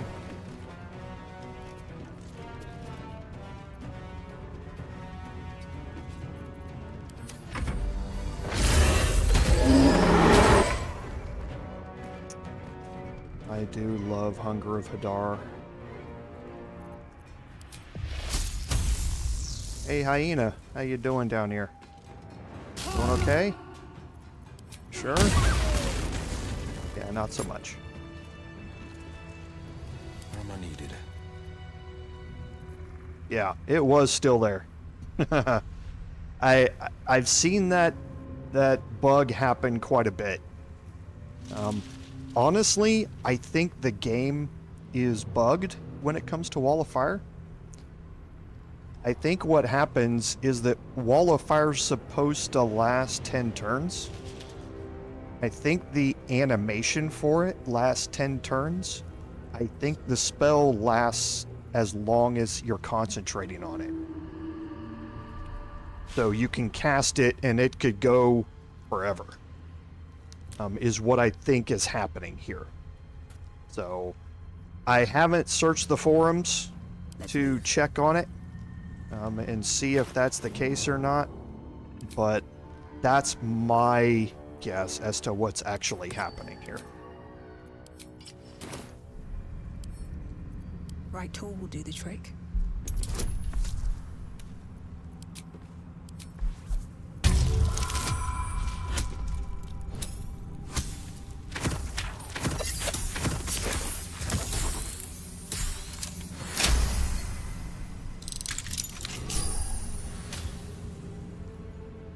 Oops, I need to actually loot the chest.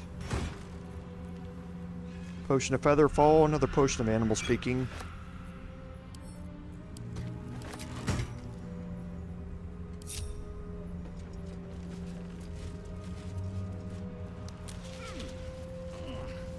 Open up.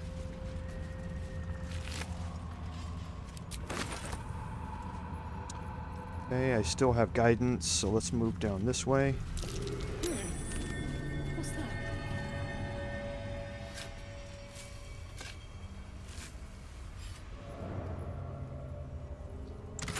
And if anyone in the chat remembers, I'd be anxious to know what Wall of... It's been a while since I've looked at the spell. I haven't played a character that's used it in a long time. What the 5e rules are for Wall of Fire. Is it 10 turns, or is it just concentration based with no limit? I would be anxious to know what the 5e rules are for it, and see if this is kind of some weird coding thing where they tried to do it one way, but for some reason the 10 turn listing in the tooltip is just wrong.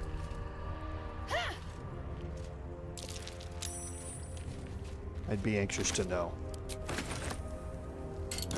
Okay, in the gilded chest here, we're going to get Frost Prince. Frost Prince is a necklace that allows you to cast Ice Knife. We've seen cold base builds before and that sort of stuff with our players. Not something that To do. we're really going to focus on. However, it can be a useful backup in case you're out of everything. That will allow you to do it. However, Wyll's never out of everything because of Eldritch Blast.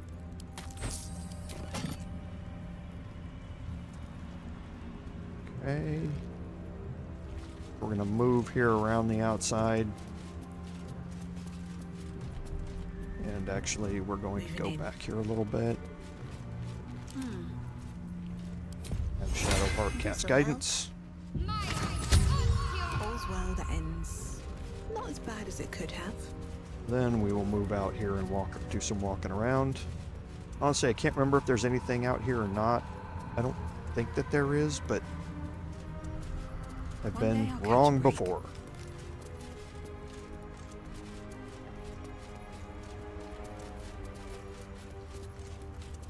There's not.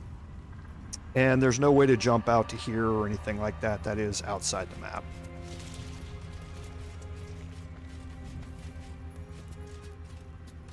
Okay, so we're going to move down here underneath into this area.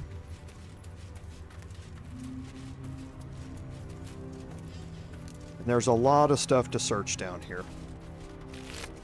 Start with the hyena. Always take the hyena's ear. Potions of speed are just OP in this game.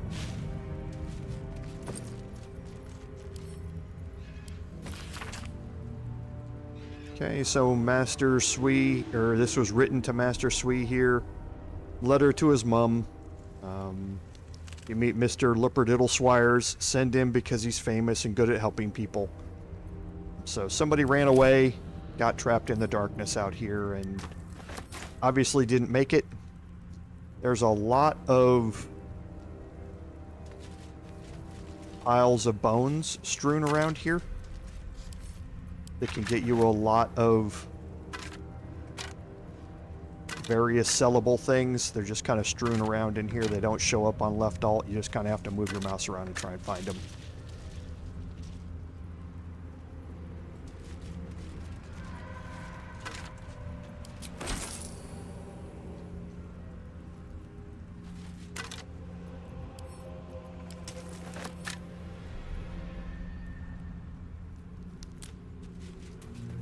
Okay.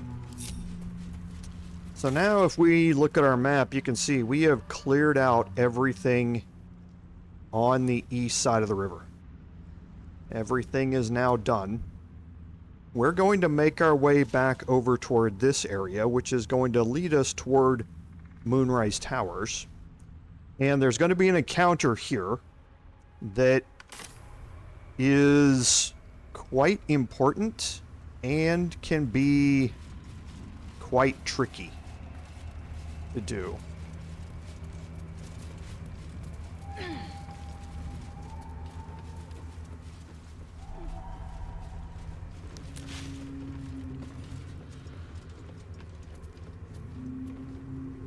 Huh, interesting. I've never noticed the severed head here before. Chad, is there something with the severed head here? I have never noticed that in my playthroughs before. I know that the body is down here. There's the headless corpse.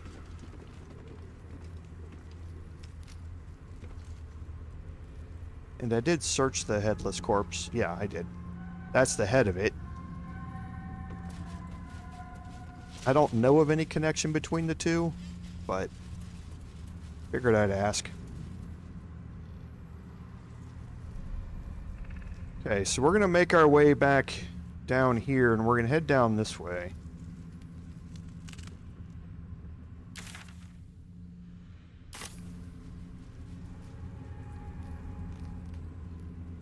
Like I say, we're going to have an encounter down here.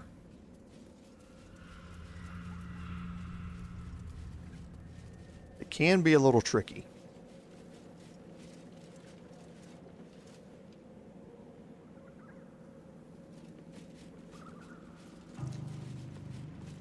And this encounter can change how your game plays out in Act 3 when we go down here.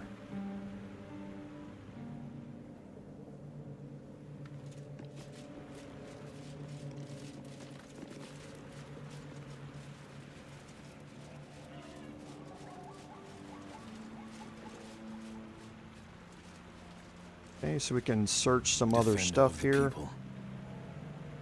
Keeping pace. We're not going to go down there yet. But we are going to search up here first. The dead Gith here.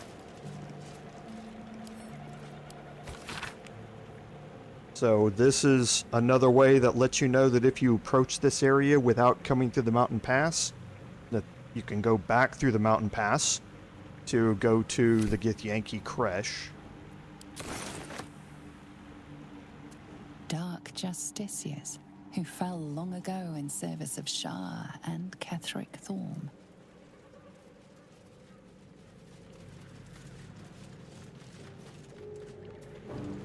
And we did already search that heavy chest.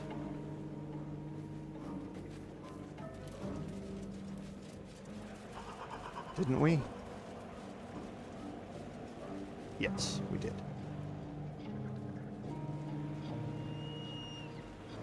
Okay, so here you have another bridge to get you over to the other side of the river. We're going to head down this way, though. And when we get to this point... Wonder if the gods are watching me. Going to put everybody in hiding. We're going to break the group. We don't need to be in hiding anymore.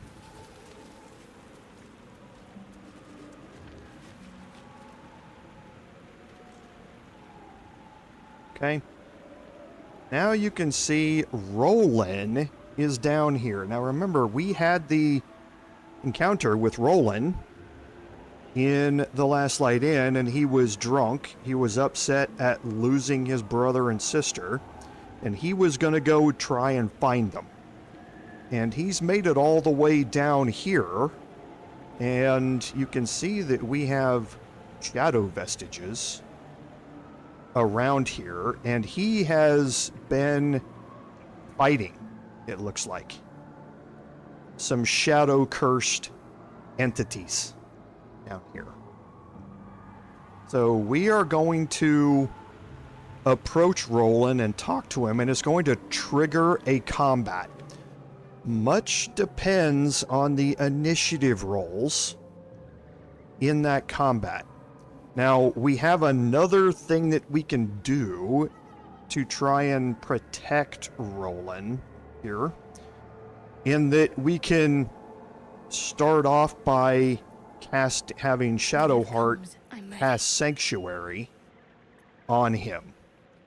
However, what also is going to happen is he's going to want to fight. So he's going to make an attack, and Sanctuary is going to go away.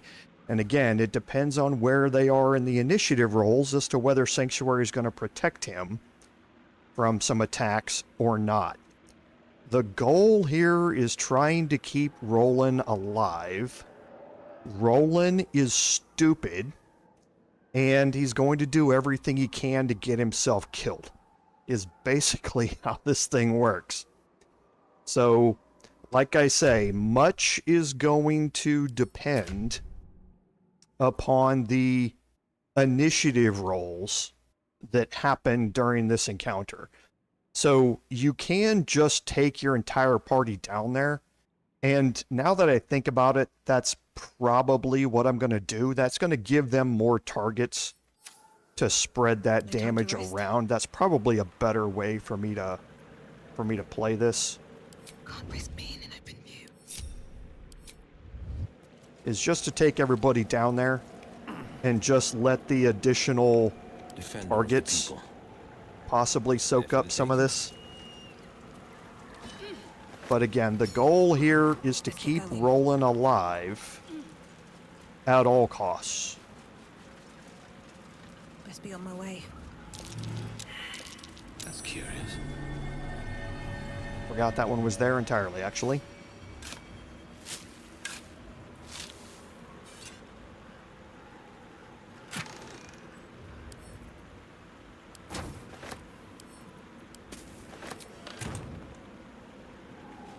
Is that Rolan? Okay, so we rolled pretty well in initiative here, but you can see Roland is threatened down here, and we have a ways to go to get down to him. right? So Rolan is acting last, which is good for us. Let's see, what's the range on Sanctuary? Pretty good.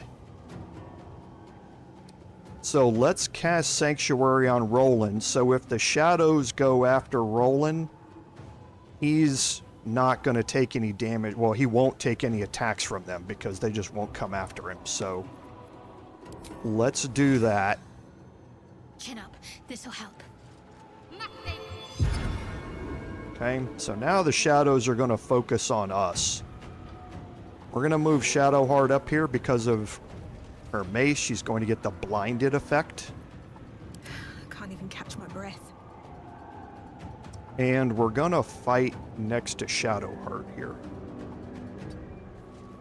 Now we're going to lose our +1 armor class because we're fighting next to Shadowheart. But we're going to blind the shadows here as they come near us, which they're going to want to on their turn because they can't go after Rolan. So I think what we're going to do is Shriek here.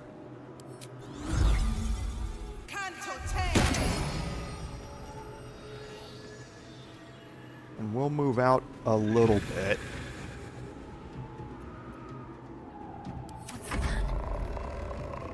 Shadowheart can't move, but she still has her attack here, and I can use Sunbeam here, and I guess that's probably a good idea if I can get it to trigger without hitting any of my people. Let's go back to No choice but to keep our going. Bard and cancel end turn and move this way.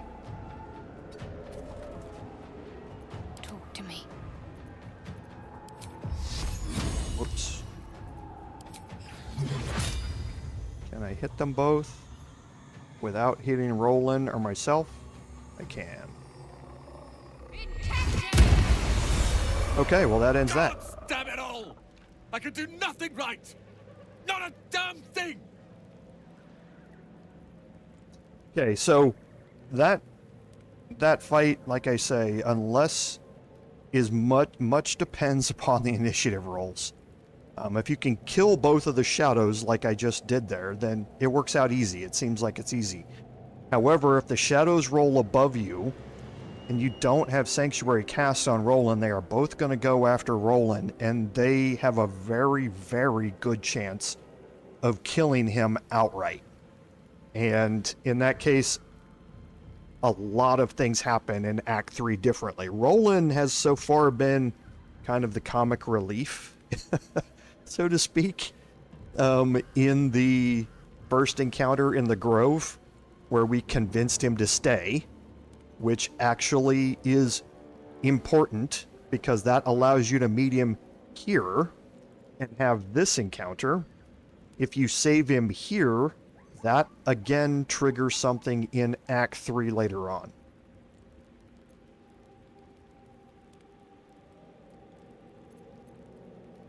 I'm supposed to be saving Cal and Leah. Instead, I found myself cornered by shadow fiends and in need of rescue. From you, of all bloody people.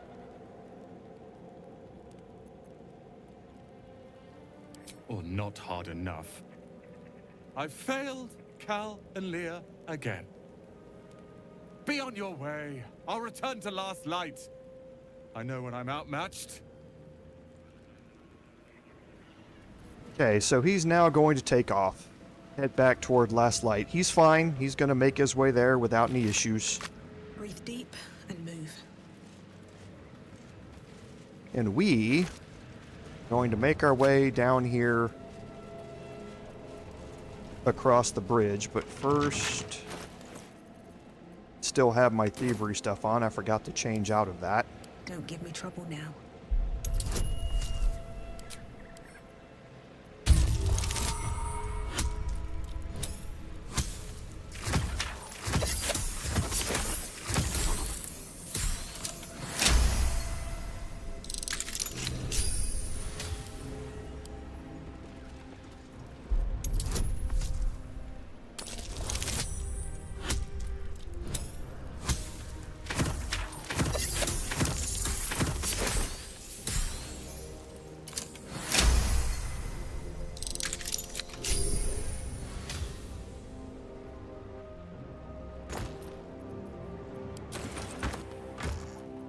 Okay, and here you get Gloomstrand Shield.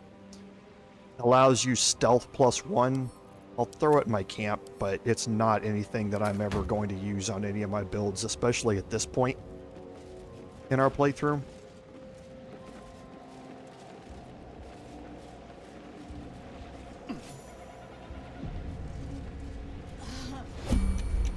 Something's wrong. I feel weak. Drained. Same here.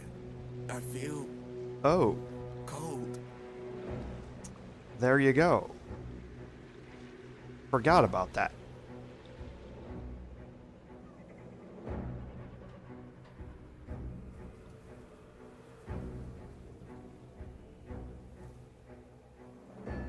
I just completely forgot about that.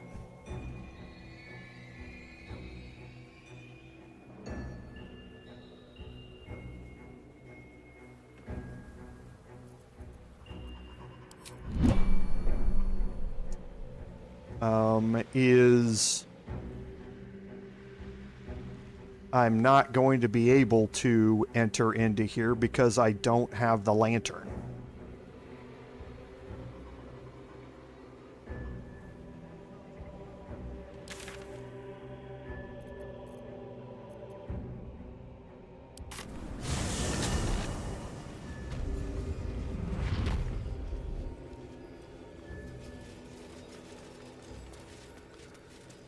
So, and that's actually a good question.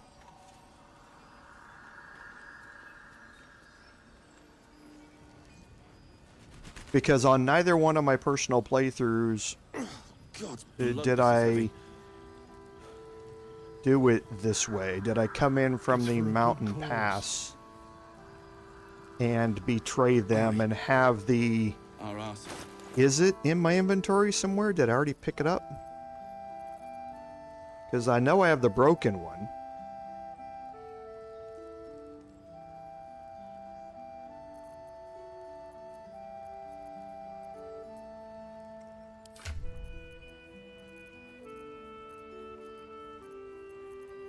Yeah, I have the broken ones.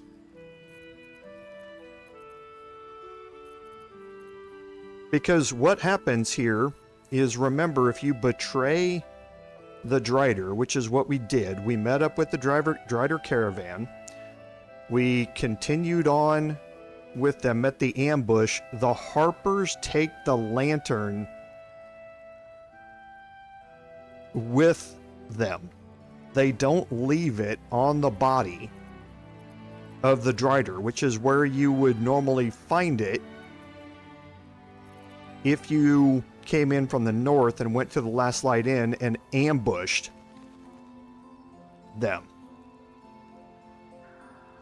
I didn't set the Pixie free because I do not have the Pixie's Blessing buff. All I have is the Blessing of Selûne. You get the Blessing of Selûne after, well, right before you rescue Isabel, right before the Marcus fight. Let's go back.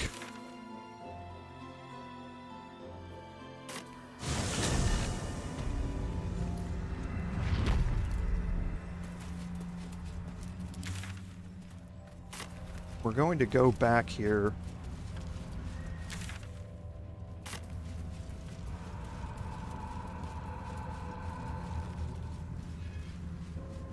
Go back over here. Because I know Karnas, I know he had the Cruel Sting on him, which we got. But yeah, see, there's no Moon Lantern here.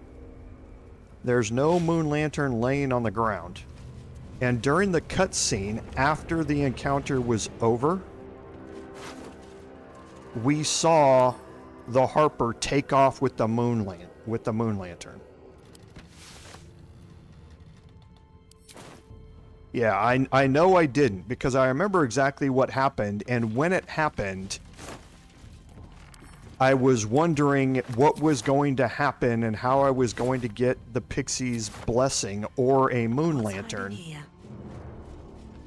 by doing it this way, because I'd never played it that way. Normally, if you're following the Drider, he's got the Moon Lantern. If you betray the or you defeat the Harpers, You follow the Drider. He will take you through all of this and take you through into Moonrise.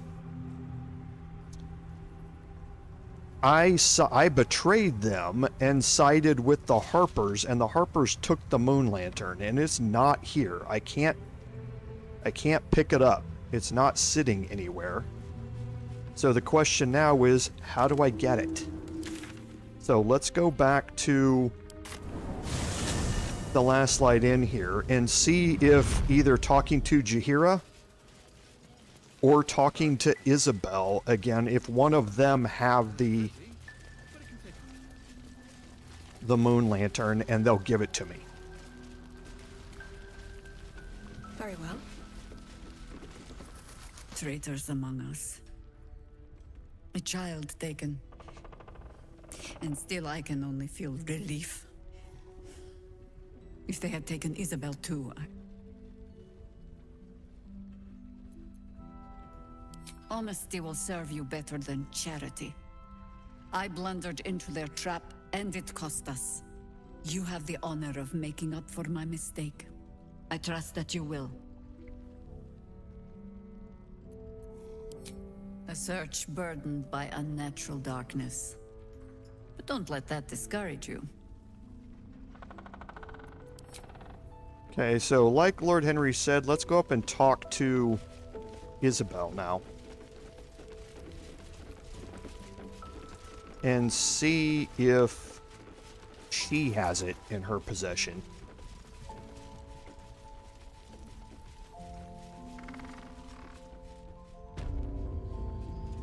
Where is she at? There she is. On with you. Unless you want to come back to a gaggle of shadow-cursed harpers.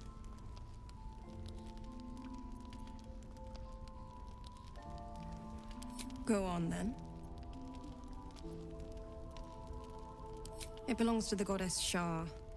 According to the harpers, it fell here when they defeated Ketheric, the one who tried to have me kidnapped. I suppose they didn't defeat him quite hard enough. Right place, right time.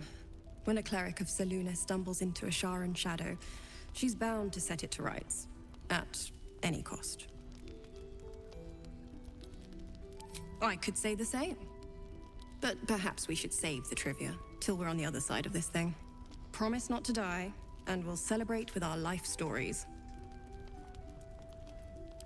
Moon and shadow, light and dark, divine sisters ever at war. And this place has become one more battlefield. Sometimes life forces us to choose sides. Luckily, sometimes the choice is obvious.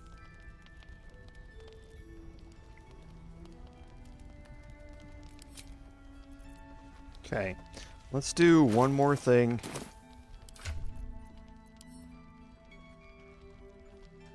Yeah, see, all I've got's broken moon lanterns in here, and I've got 2 of them. So, no, I remember specifically what happened with this, because I remembered when the ambush occurred.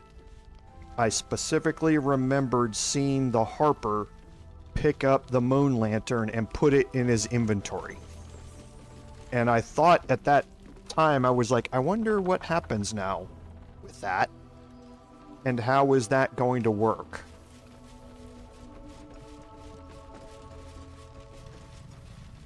You get one broken one from near. You get another broken one in the Selûnite temple right before you enter the Shadowlands from the Underdark. There's one sitting on the ground. Yeah, we can go look. Maybe Astarion picked it up or something like that.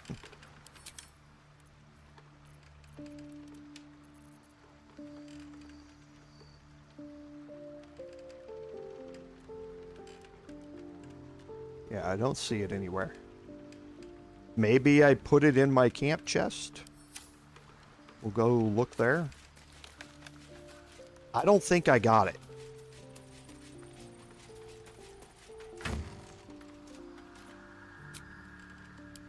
Because I specifically remember thinking about this.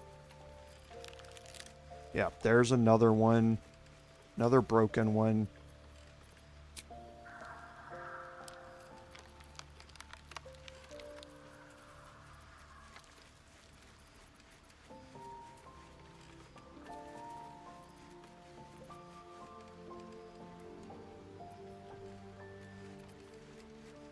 Well, if I did already set it free, then I would definitely have the buff showing up here. And it's not. And when I entered into that section across the bridge, it would not have dropped me into turn-based mode because I would be immune from the Shadow Curse at that point. So I couldn't have set the Pixie free. At this point, I don't have, it's not in any of the slots here. And again, all of these, the full one you'll see, it doesn't even look like this. It has a stick coming out of it. I can look for that. I do have the bell.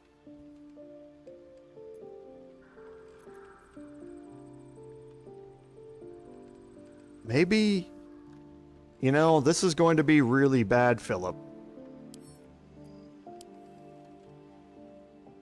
Ring, ring! Oonta scooter! You look like you want to say the magic words, like they're right on the tip of your lips.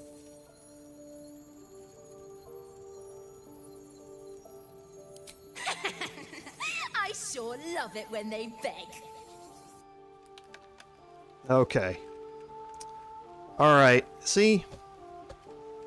This is what happens when I doubt my chat. I learned a valuable lesson today, chat. I should never doubt my chat. So, Philip, I apologize.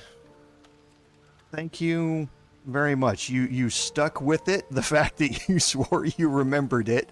I didn't remember it. I don't know when I set the Pixie free. And I'm not entirely sure why the Pixie's buff disappeared. I don't know if that disappears at a level up or something like that. I have no idea why that happened, but it did. So thank you, chat. Again, one more time when my chat helps me out. So I appreciate it. Thank you very much for that. The bell is what I was missing there out of all of that, and thank you for reminding me about that, David. I wouldn't have thought about that after I had been doubting Stephen and Philip and all of you guys for so long. Again, thank you, David, for letting me know about the bell so I could do that. I appreciate it, everybody. Alright, so now we're going to run down there and do what we were intending to do, because we have an hour here, and I want to get through the end of this. First thing we're going to do, we are not going to deal with the vendors today. That's going to take too much time to go through their inventories and all that sort of stuff.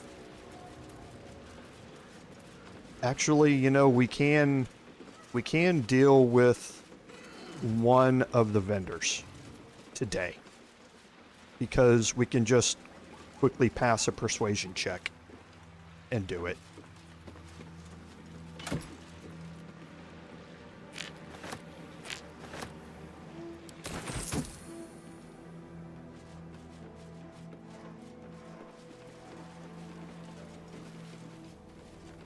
Dark justiciars who fell long ago in service of Shah and Ketheric Thorm.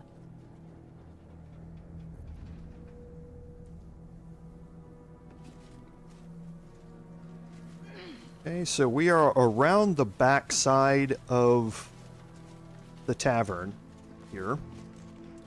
We definitely do not want to go in there yet. But again, we're taking it easy as we move through here. We're just trying to make our way to Moonrise now. I can feel it. That's all we're trying to do. The absolute. Its power is strong here. Okay. To do that, we're going to make our way up here and around the corner. My faith will guide me. Here we go again. Please stop moving. No one stopped me yet. Can't slow down.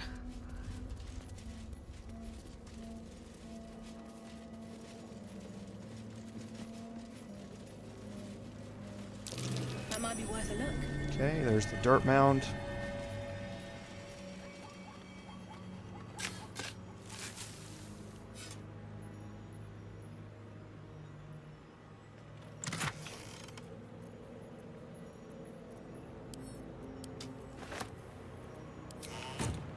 And we're going to make our way up and around to the right here. Oh boy, David, Act 2 is so cool. It is by far my favorite one, without a doubt. Act 3 is very interesting, has a lot of content in it.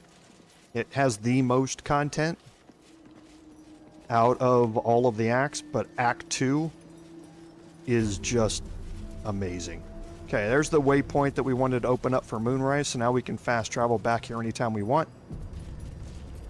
And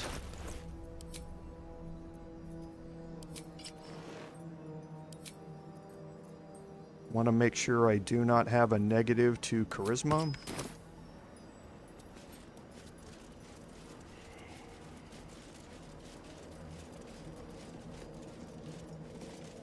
That's far enough.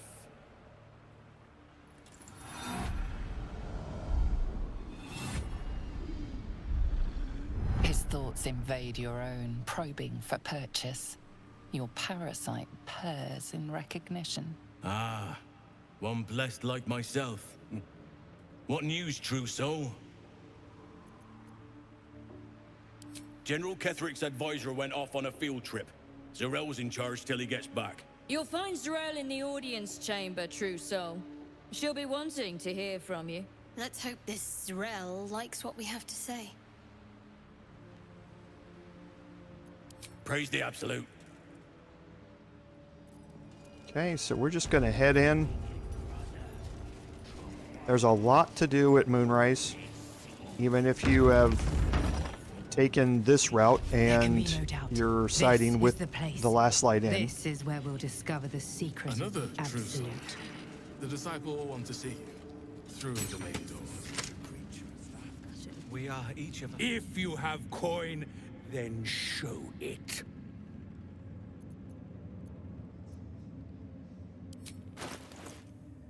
Okay, so we've got a attitude of 0 here Get with moving, him. will you?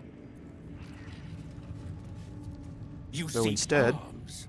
I seek a warrior worthy to bear them. I do not peddle. I put weapons in worthy hands. The Absolute needs warriors for her crusade. But I see only weaklings in this place. Prove it. Who's singing your name? This encounter was custom made for a bard because you get a persuasion with advantage choice here to make. It's a high DC, but I have advantage with an 11 to 14 bonus here.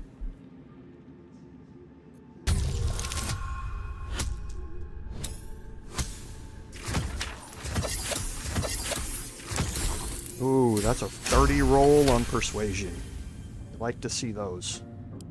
Normally talk like that's empty. But there's something behind those words of yours. I can feel it. Want anything from my stash? You pay less than the rest. Okay. And now we instantly get taken to attitude 100. So Tarv here is easy to level up to 100. Slaughter well, true soul. And around the corner,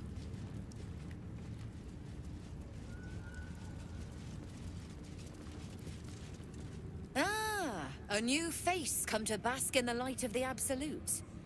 How can I be of service, true soul? Blessed by association, let's say. I come to pay proper respect to a new power. I bow, but the Zentarim prefer to look their business partners in the eye. Joaquin's clipped coins? No. Faith is an over-flooded market.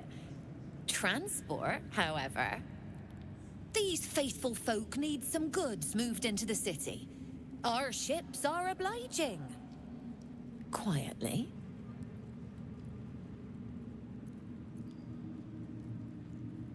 Oh, true soul!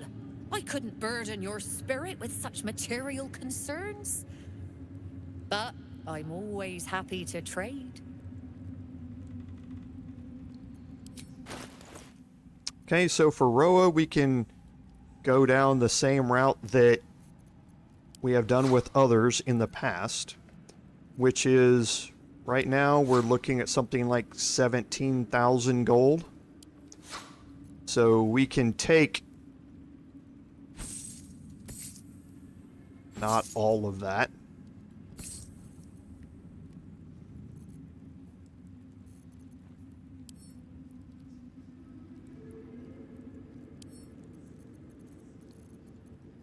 Or we can't split the item here.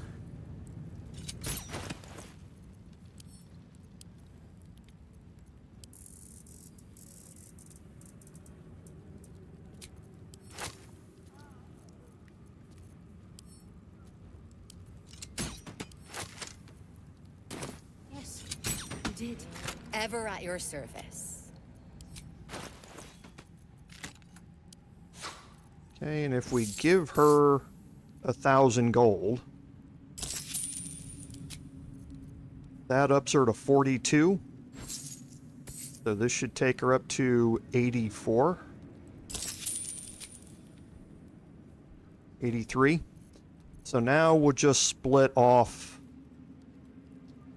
a little bit more and... Okay, there is a way. I was like, I thought there was a way, so we'll just add in another... Let's see, that was 84. We need another 16. We had another 42, so yeah, somewhere around 400.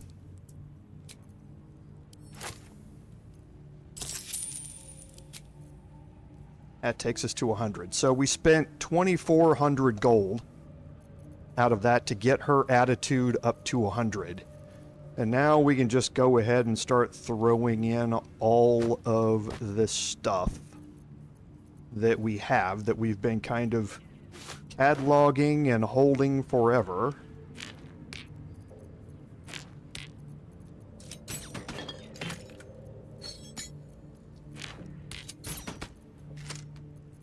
Okay, and that's all good for now, so that's 267. Sharp as ever.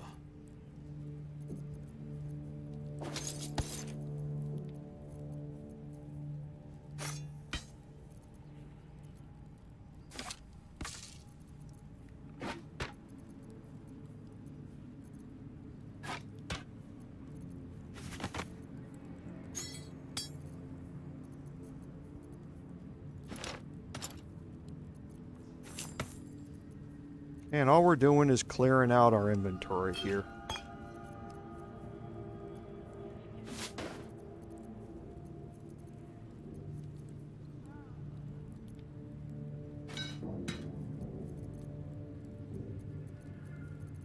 Okay.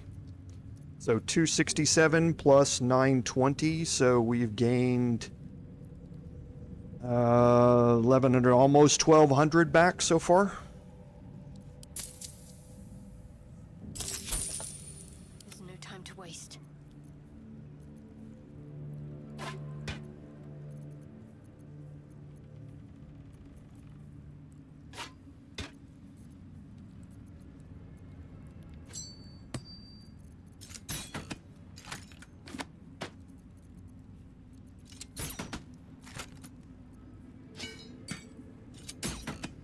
So 1,200, so now we're up to give or take 1,800.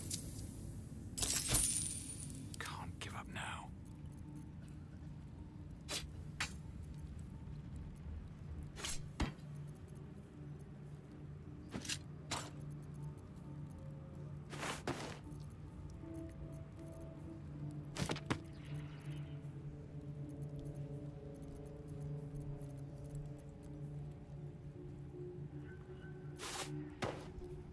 $1,800 plus 615, we're now up to 24. So we've gotten all of our gold back just by selling off worthless crap that we don't need. And we got Roa up to 100 attitude, and now everything in here, instead of a 39% discount, is a 92% discount. So we're getting it for half price. Plus we got all of our gold back. That's why you hold on to all of that quote-unquote useless crap, is because it allows you to buy all of the stuff that she has now in here. It allows you to buy all of this stuff for half price, basically for no gold at all. So An honor. we've now cleared out our inventories, which is good. We are now going to head in here. They wouldn't admit it. The Absolute calls us all to her design. Your family will answer. Eventually. And have an encounter here inside the main room here. Okay, Ketheric Thorm is up here waiting for us, and we're gonna have a cutscene when we get in here.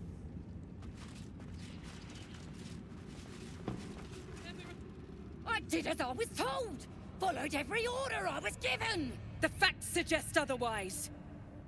You were ordered to retrieve the artifact. You failed to do so. Take it up with Minthara! She's the one who... Enough! A blast of mental energy washes over you, filling the room. Your tadpole squirms, urging you to obey. You failed to retrieve the artifact. You failed to protect your true soul. You do not deserve to live. Okay, so if you had knocked out Minthara using a non-lethal attack in the Goblin Camp, she would be here. You would find her here trying to blame the goblins for the failures, and you would have a chance to intervene and save her. And you have the opportunity here in a little bit, after this cutscene's done, if you had done that, to actually rescue her from Moonrise here and bring her in as a companion for your party. Now, that was not always doable. The only way that was able to happen was if you had actually sided with her against the grove and let her destroy the grove. That changed. It's been a while now in a patch, but it was not something that was open to us when we started this playthrough, or we would have done it. Instead of having our paladin hireling, we would have Minthara in our party after this. We would be able to recruit her. She is a much better paladin. And the reason for that is because she comes with some already built-in tadpole powers, which make her really strong. So if you haven't done it, I would highly recommend, instead of killing Minthara in the Goblin Camp, just knock her out. She'll appear here, you can recruit her, she becomes a very powerful paladin companion in your playthrough. You ain't serious! You can't be! General Thorm? Let our newest arrival speak. You have seen what these creatures are capable of, and you have seen their inadequacies, isn't that so? What is your judgment? We did as we were told! We're loyal to the Absolute! Tell him! Enough! True Soul, tell the General how the goblins served our cause.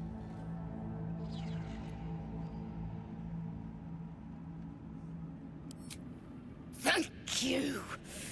It's good to be appreciated. I'm sure they were very enthusiastic, but zeal without efficacy is for children, not servants. We are too close to the ending and the new beginning. I can coddle failure no longer. Kill them, quickly. What? No! You creaking old bag of shit!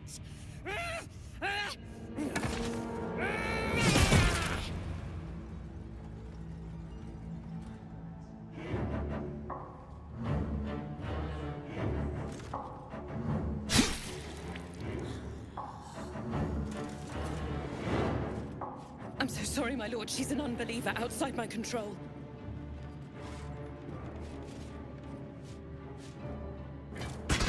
Try again.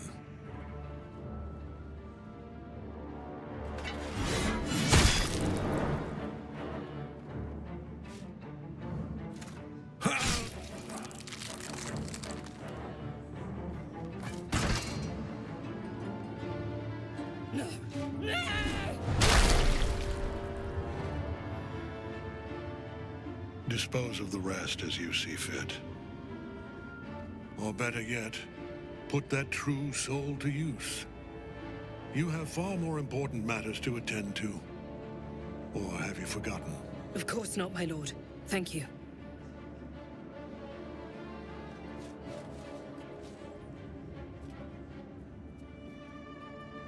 You heard the General. The goblins are yours. Deal with them however you wish.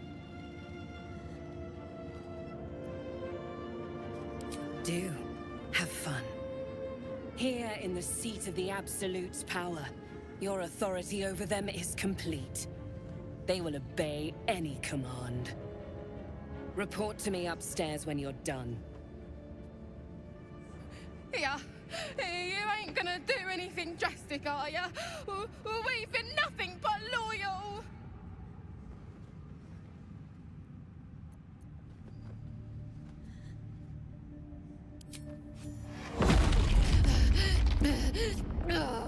Oh God! Please. The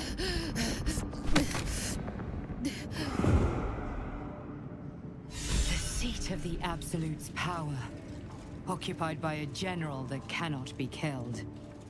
But his followers are flesh and blood. We must learn more about his power. Okay. That is the biggest boss move cutscene in this entire game. When he pulls that battle axe out and drops it at her feet and says, "Try again," I got chills the first time I saw that. That was thug life is what that was. It was just a seriously high-powered yeah, it was something. So there is a note to self in here. All you got to do is trust Minthara, listen to the Absolute, and do what she says. Again, if Minthara was here, you would be able to have a dialogue option that would take her down into the prison area. My hands on everything. And it's not this way. I want to go this way.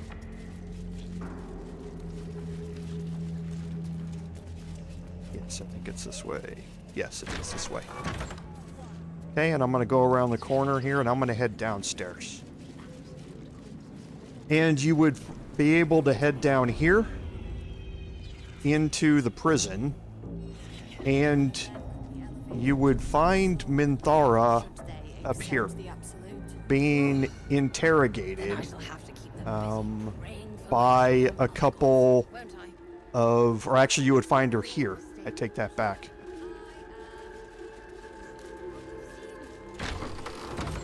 Yeah, you would find her in here being interrogated by the two questioners. You have the opportunity to come entirely into this room, close the door behind you, and kill them. Or you can talk your way out of it, and they will let you leave with Minthara, and she will become a follower for you. You can tag her along all the way, take her up outside, and then as soon as you try and leave the front door, the 2 guards that you found outside across the bridge will stop you, and they will say, again, she was let out of her cell, but she wasn't allowed to leave, and you have another persuasion chance to be able to convince them to let her go. When you do, at that point, you will have a chance to recruit her, and if you don't have space in your party, which you won't, she will head to your camp. And then you can go back to your camp and reform things, level her up, respec her, do whatever you want to do to get her into your party.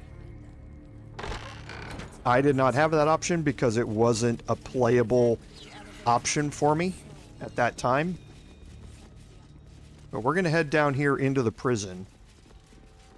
For the last 30 minutes, we're going to try and get this taken care of. So you can see we have some adepts. We have a couple of scrying eyes that are moving around down here. We also have the tieflings. Let me guess. The Absolute is the only way. Don't... Your conversation has been cut short. These prisoners are for Disciple Balthazar's attention only.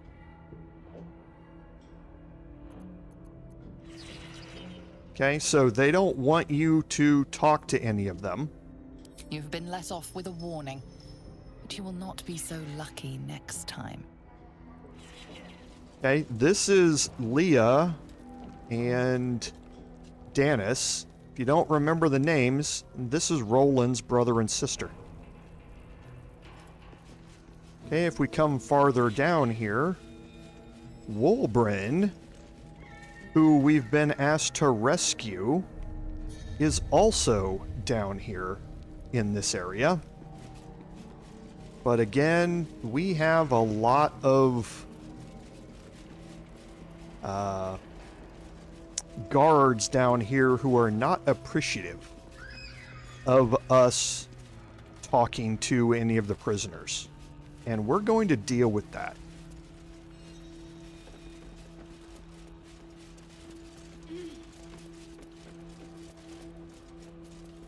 This calls for careful footwork.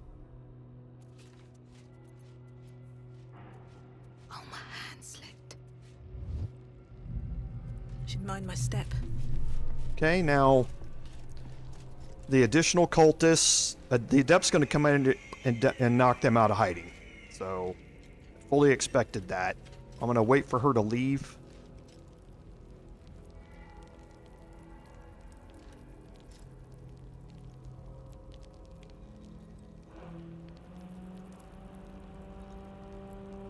I'm going to wait for the scrying eye to turn around.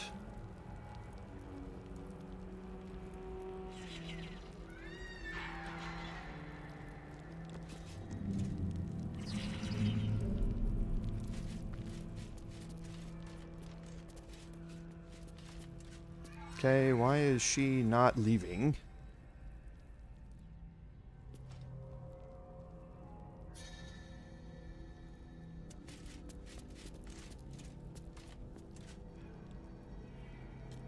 There she goes.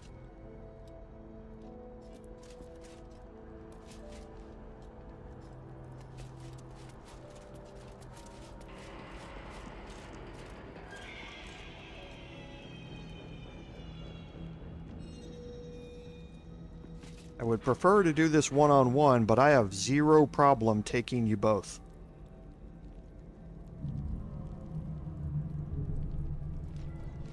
Okay, there you go. Threats, they work. Okay, I'm going to turn off the torch, so again I get my +1 armor class here. Sharp as ever. What's next, I wonder? All right, time to skulk about. Okay, and I don't really care about the scrying eye. You're being arrested for assault. Judging by the look on this guard's face, you're getting off lightly. Okay. So, doing this one-on-one for now, she's going to make her way back here in a little bit. So let's try and get as much of this done as we can here.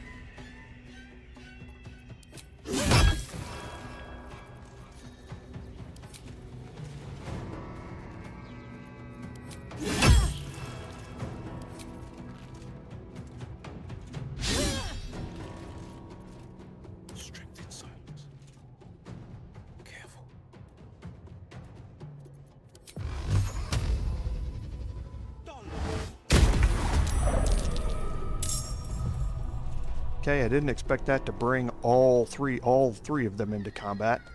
So here she comes. She's going to enter combat as well. I wonder if this is worth the cost.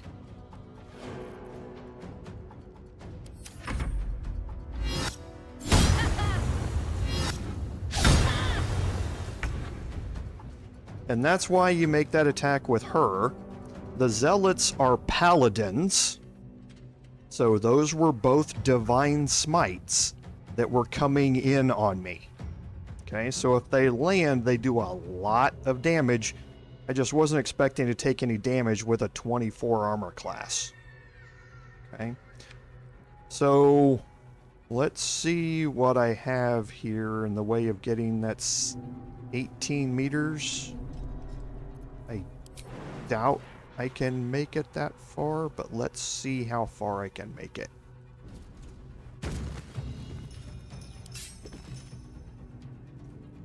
I'm literally like half a meter short.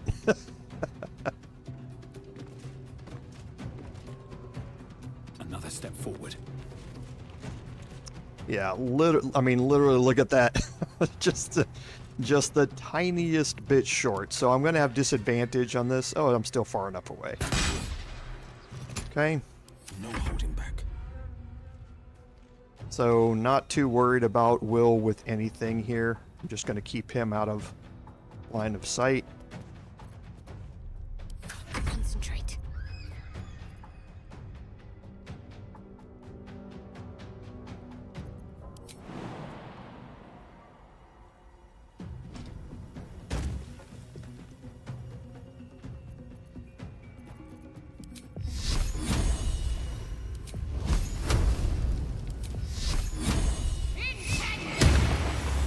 Okay, that'll give him Radiating Orb. 4 stacks of it and 4 stacks of Reverberation. Just off of a cantrip. So he's going to have -1 penalties to all of those saving throws. He's going to have -1 to his, or -1 to, or -4 to his attack rolls for all of those turns. So again, if he can hit anything, I will be shocked.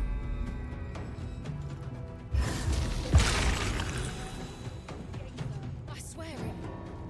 Stand straight. Okay, I was hoping to avoid that, but it is what it is.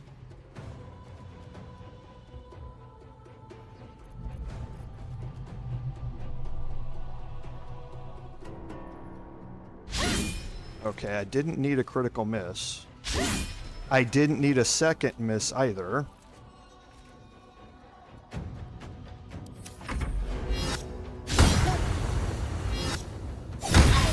Okay. So things are not going well here.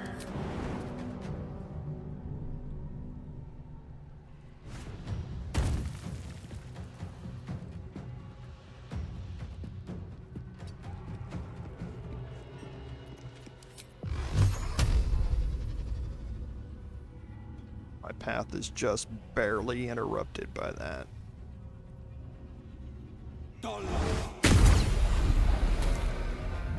Okay.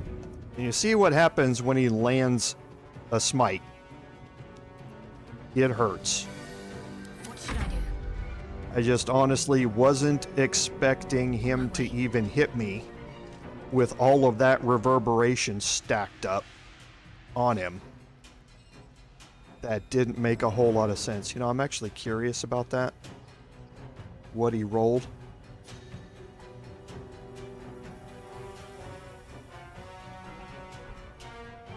Oh, he rolled a crit. He rolled a 20.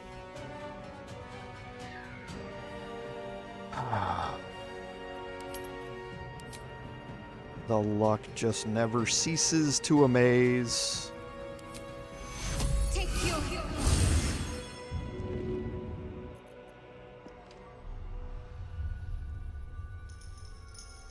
Blood comes easy these days. Okay, I need to... actually, I didn't take my short rest. That was an oversight as well. I'm gonna have to see if I can get by without the stun here. I'd bet my last copper there's a pier nearby. Okay, so let's throw a Divine Smite on.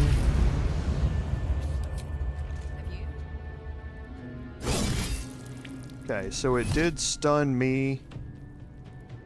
Adept cast Guiding Bolt on me. We'll counterspell that.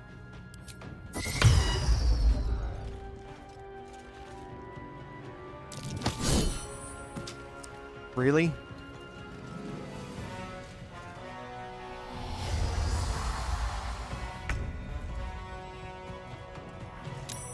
Okay, so there's the reinforcements.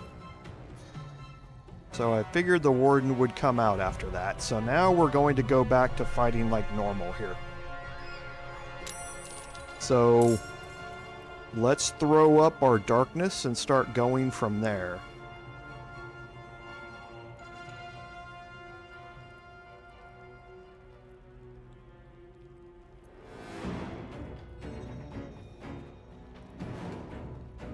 No time to waste.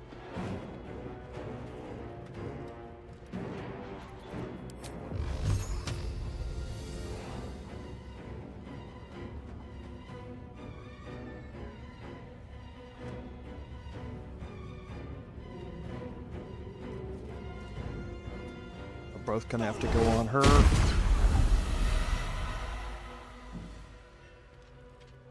Really, you oh, she had Death Ward. That's right. Forgot. Blood comes easy these days. Okay, so we're gonna move up here and we're gonna cast Darkness. Watching me.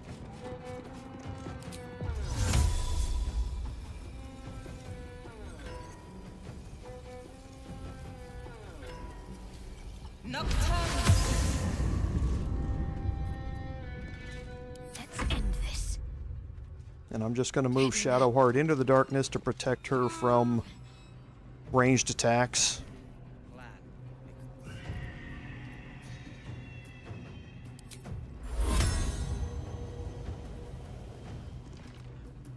Okay, and we're gonna wait after that.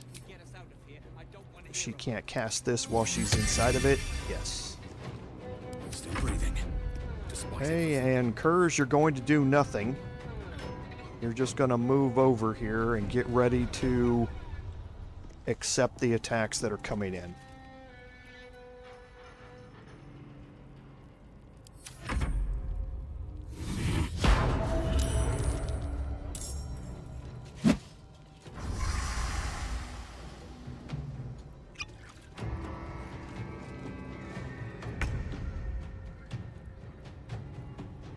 One day, I'll catch a break.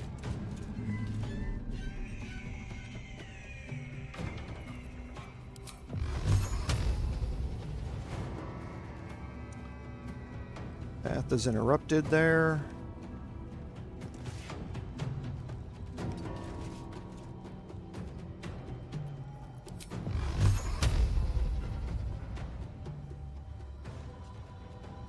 Take her out.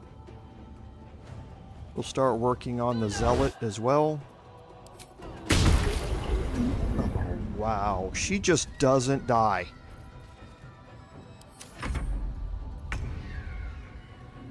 She just does not die.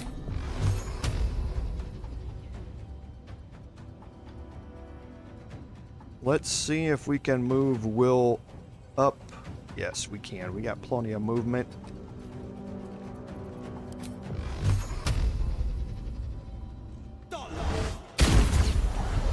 Finally. Now we'll move him back into the darkness. Ready. Heading there. So Shadowheart can move out.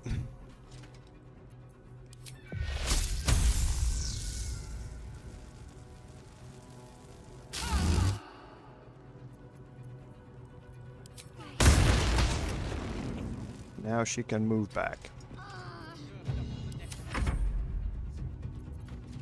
And with Kerz, again, don't think we have anything that's going to be within range.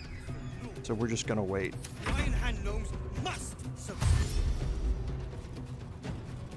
Come on in, buddy. The warden's invisible, just sticking around inside there. It's going to come out. I think she did. Yeah, she moved out there. So she's not hitting anybody with a ranged attack inside of darkness. So... And I don't want to knock her off.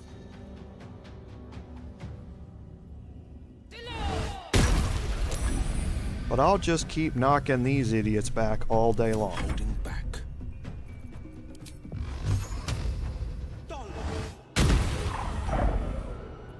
Need to stay focused.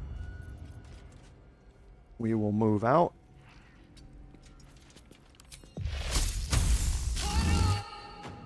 Now, this shouldn't knock her off. It should just knock her somewhere. Well, it was bad choice. I cast it over here. I hope I cast it here. I didn't want to do that. I forgot about the fact that that's going to knock her back. Still on my feet.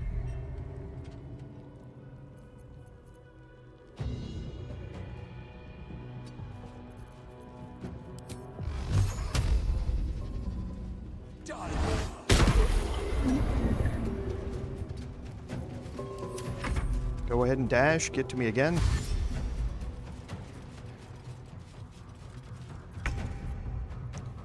Was a valiant effort.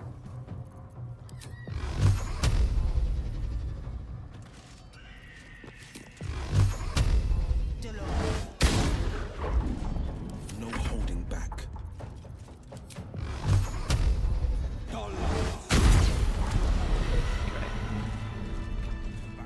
Alright, so had a misplay there.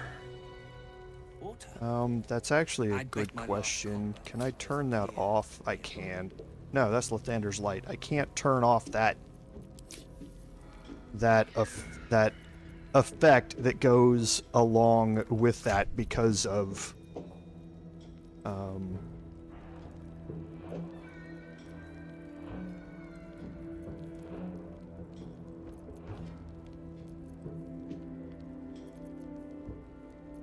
actually, I can't remember what's causing that knockback effect.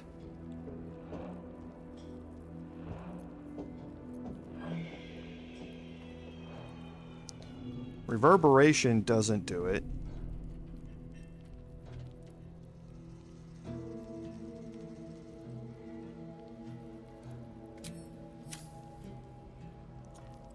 So, but yeah, anyway, I'm gonna miss out on an item from the warden. Because of that. But now... Can't give up now. On my way. Let's go talk to Wolbrin. Look, I'm all out of options, so I'm gonna trust you. Don't make me regret it. The necromancer has been hauling people off like cattle. We don't get out, we're dead. Us, the tieflings, everyone. We need tools. That head case of a warden robbed ours, but anything that breaks rock will do. Even if it's not Iron Hand quality. Thank you for fighting back when so few do.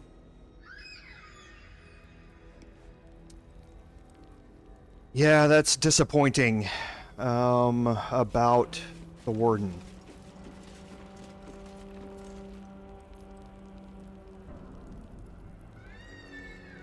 Yeah. The warden has an amulet called the Spellcrux amulet. It's a very rare amulet. What it allows you to do is restore any expended spell slot at any level as a bonus action once per long rest.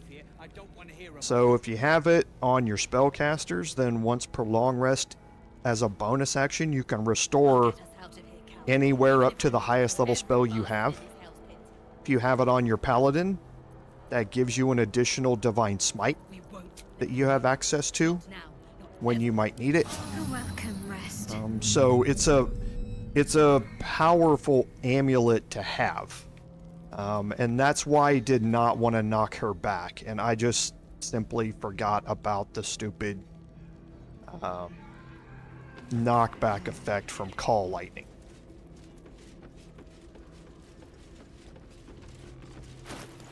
So that was a misplay on my part.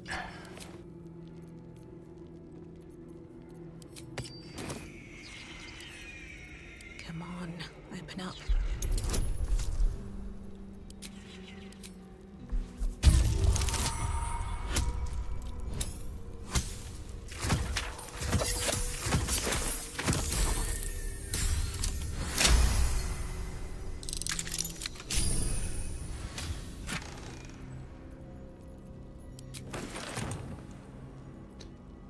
Okay, so we have a lot of stuff down here that we can look at. These are all of the cell levers. I'll let them out. We are not going to do that.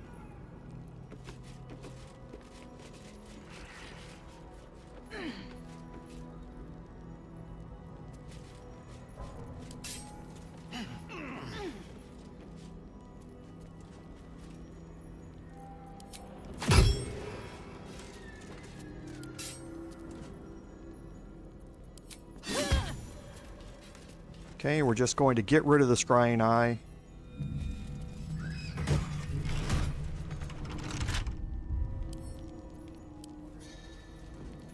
The warden would also have keys. You've been caught lockpicking. Better surrender or risk losing your hand.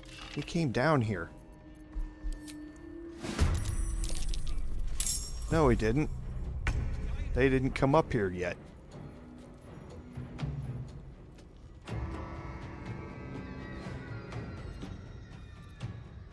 Okay, well, I know who they are. I'm a little shocked that they're here. Interesting. Okay, well, it is what it is, and I rolled horribly on initiative with my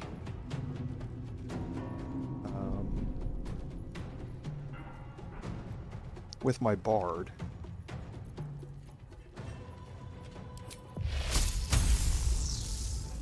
Not going to be able to hit both.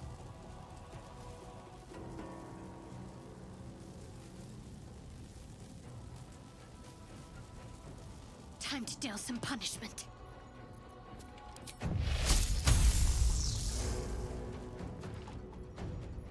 Okay. Why is she not moving there to cast it?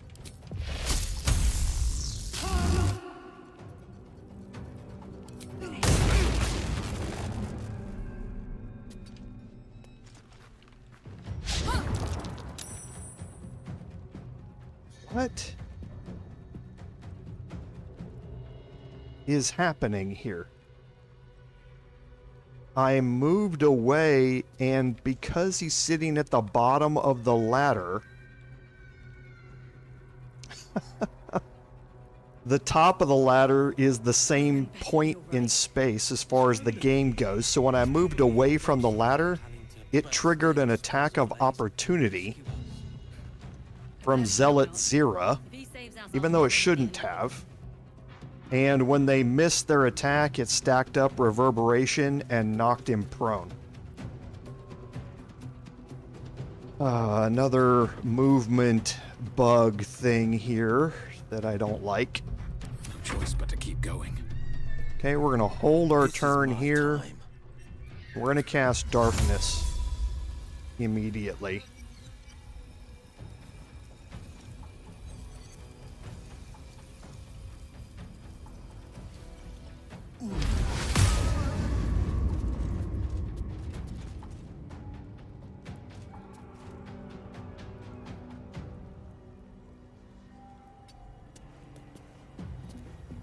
Another fight. Let's go. Okay, and then with my Paladin, I'm going to get Circuitry Interface going. I'm gonna let him move up here and tank these attacks that are about to come in.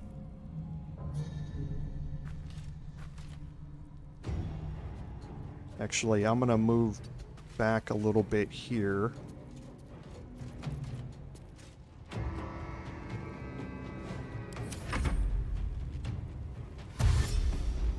Dash, that's good. Okay, you're dashing, you're not even coming up the ladder. Okay, so for me, I'm going to stand up front in front of the paladin. Can't slow down. And I'm going to wait for the zealot to come up here.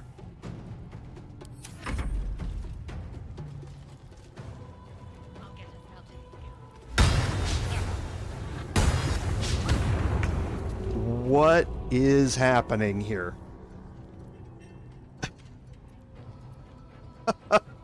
He's attacking me from down at the bottom of the ladder. Because those were thunderous smites. He missed them both. He went after Shadowheart with them.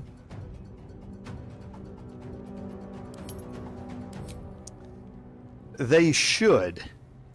If they weren't able to attack from down here, they absolutely would. And see, he's blinded. This is a bug. He's actually at the top of the ladder.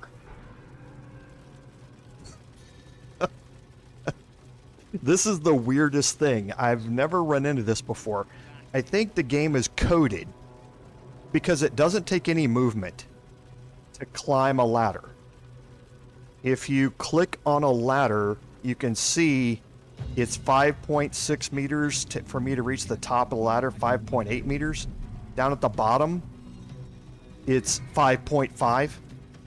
Moving up and down a ladder takes no movement. So I think the game is coded that this spot right here is the exact same spot in space as this spot down here.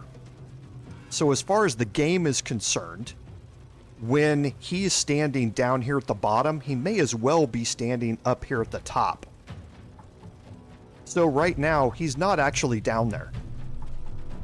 He moved up this ladder, tried to attack me, missed, got knocked prone again, and he's actually sitting up here inside my darkness cloud. That's why he's blinded. But physically in space, the game has him coded being down here at the bottom of the ladder because I can't hit him. I'm going to have to move down to the bottom of the ladder to hit him if I want to.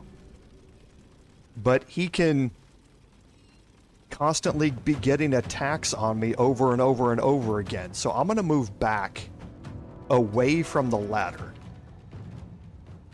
with everybody and see if he comes up. I'm going to see if this initiates an attack of opportunity or not. On the victor's path.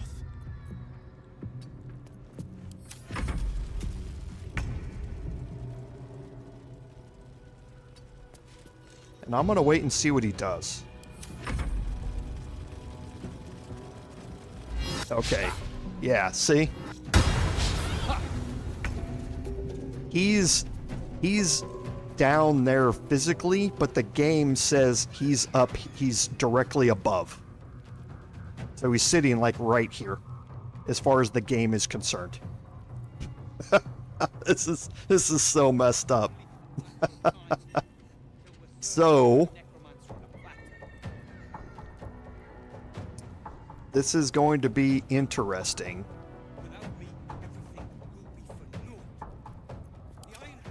Okay, so let's do this. Let's move Wyll downstairs. Coming through. Oh yeah, I am, Rob. There's without a doubt. However, again, remember, this is a paladin. So his burst damage is huge. So I'm going to drop another darkness down here from Wyll. And now I'm going to start moving everyone down. to take the fight down there. And yeah, see? I'm getting attacks of opportunity from him down below. I'll be real anxious to see if he's even targetable. Yeah, looks like he's targetable, which is good, but yeah, see the... I'll be real anxious to see how this all plays out. Another fight. Let's go. Need to find a way forward.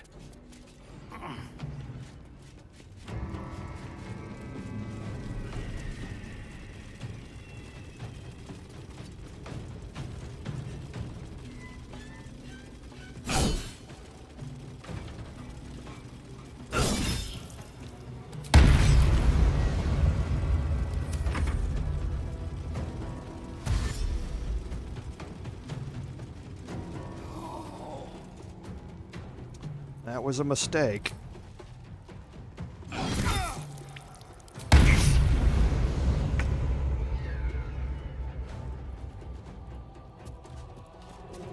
Hope your soul is in good hands. Actually...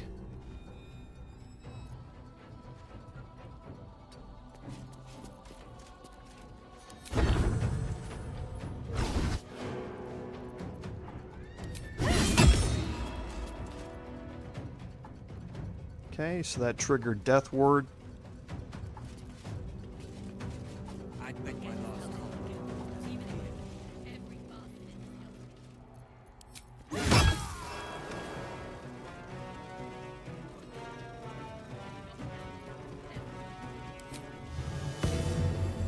Okay. I'm gonna move here and see what he does. He's going to stand up, but I didn't do anything. He's just glitched all the hell and gone at this point. Be anxious to know if I can land to call lightning here and hit him.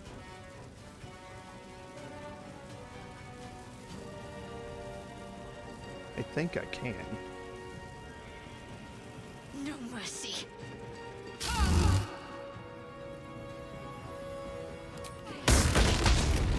Nope, just short. No choice but to keep going. Oh, missed a 75%er. Okay. Ooh, that's like Bethesda physics. I like it.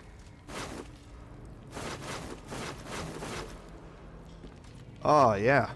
That's some good stuff right there. So, can't loot him. A hero at heart. All's well that ends not as bad as it could have. Not what I wanted to be. I want to be upstairs.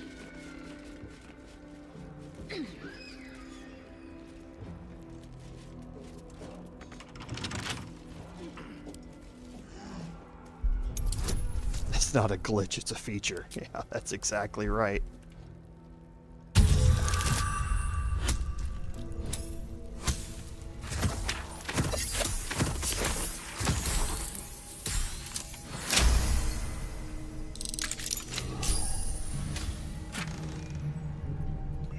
Okay, so picked up some crafting supplies and that sort of stuff up here.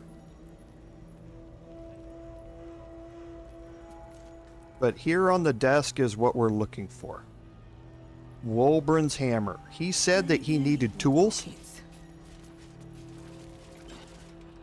And that is the tool. That is a tool. Doesn't have to be the tool. You can give him multiple different types of tools for him to utilize this with.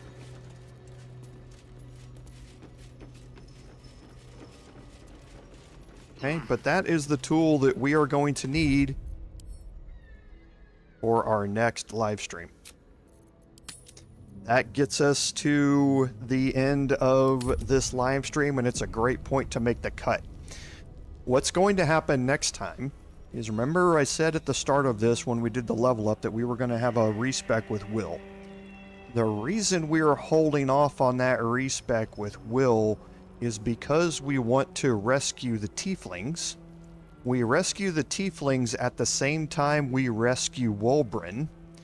And once we rescue the tieflings, somebody back at the Last Light Inn has a very, very important end game piece of equipment for us to utilize on Wyll.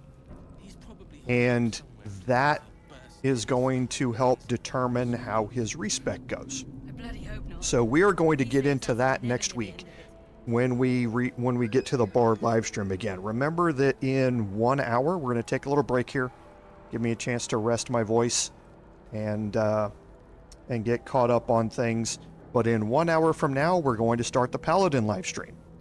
The Paladin live stream has been played a little differently than this, so we're going to be dealing with an entirely different area of the map. We are not going to be here inside a Moonrise because rescuing these people does us no good whatsoever in the Paladin playthrough. So we're going to be out exploring the western side of the town, inside Wraithwind Town, and getting into some counters over there. So, as always, thank you all for being here today. I didn't say when you guys got here, but Rob Money, Mikhail Robertson, El Scorcho, thanks for being here. Thanks for joining the stream. I appreciate it. As always, without your support, none of this would be possible. This is Commander Jorval saying, until an hour from now, fare thee well.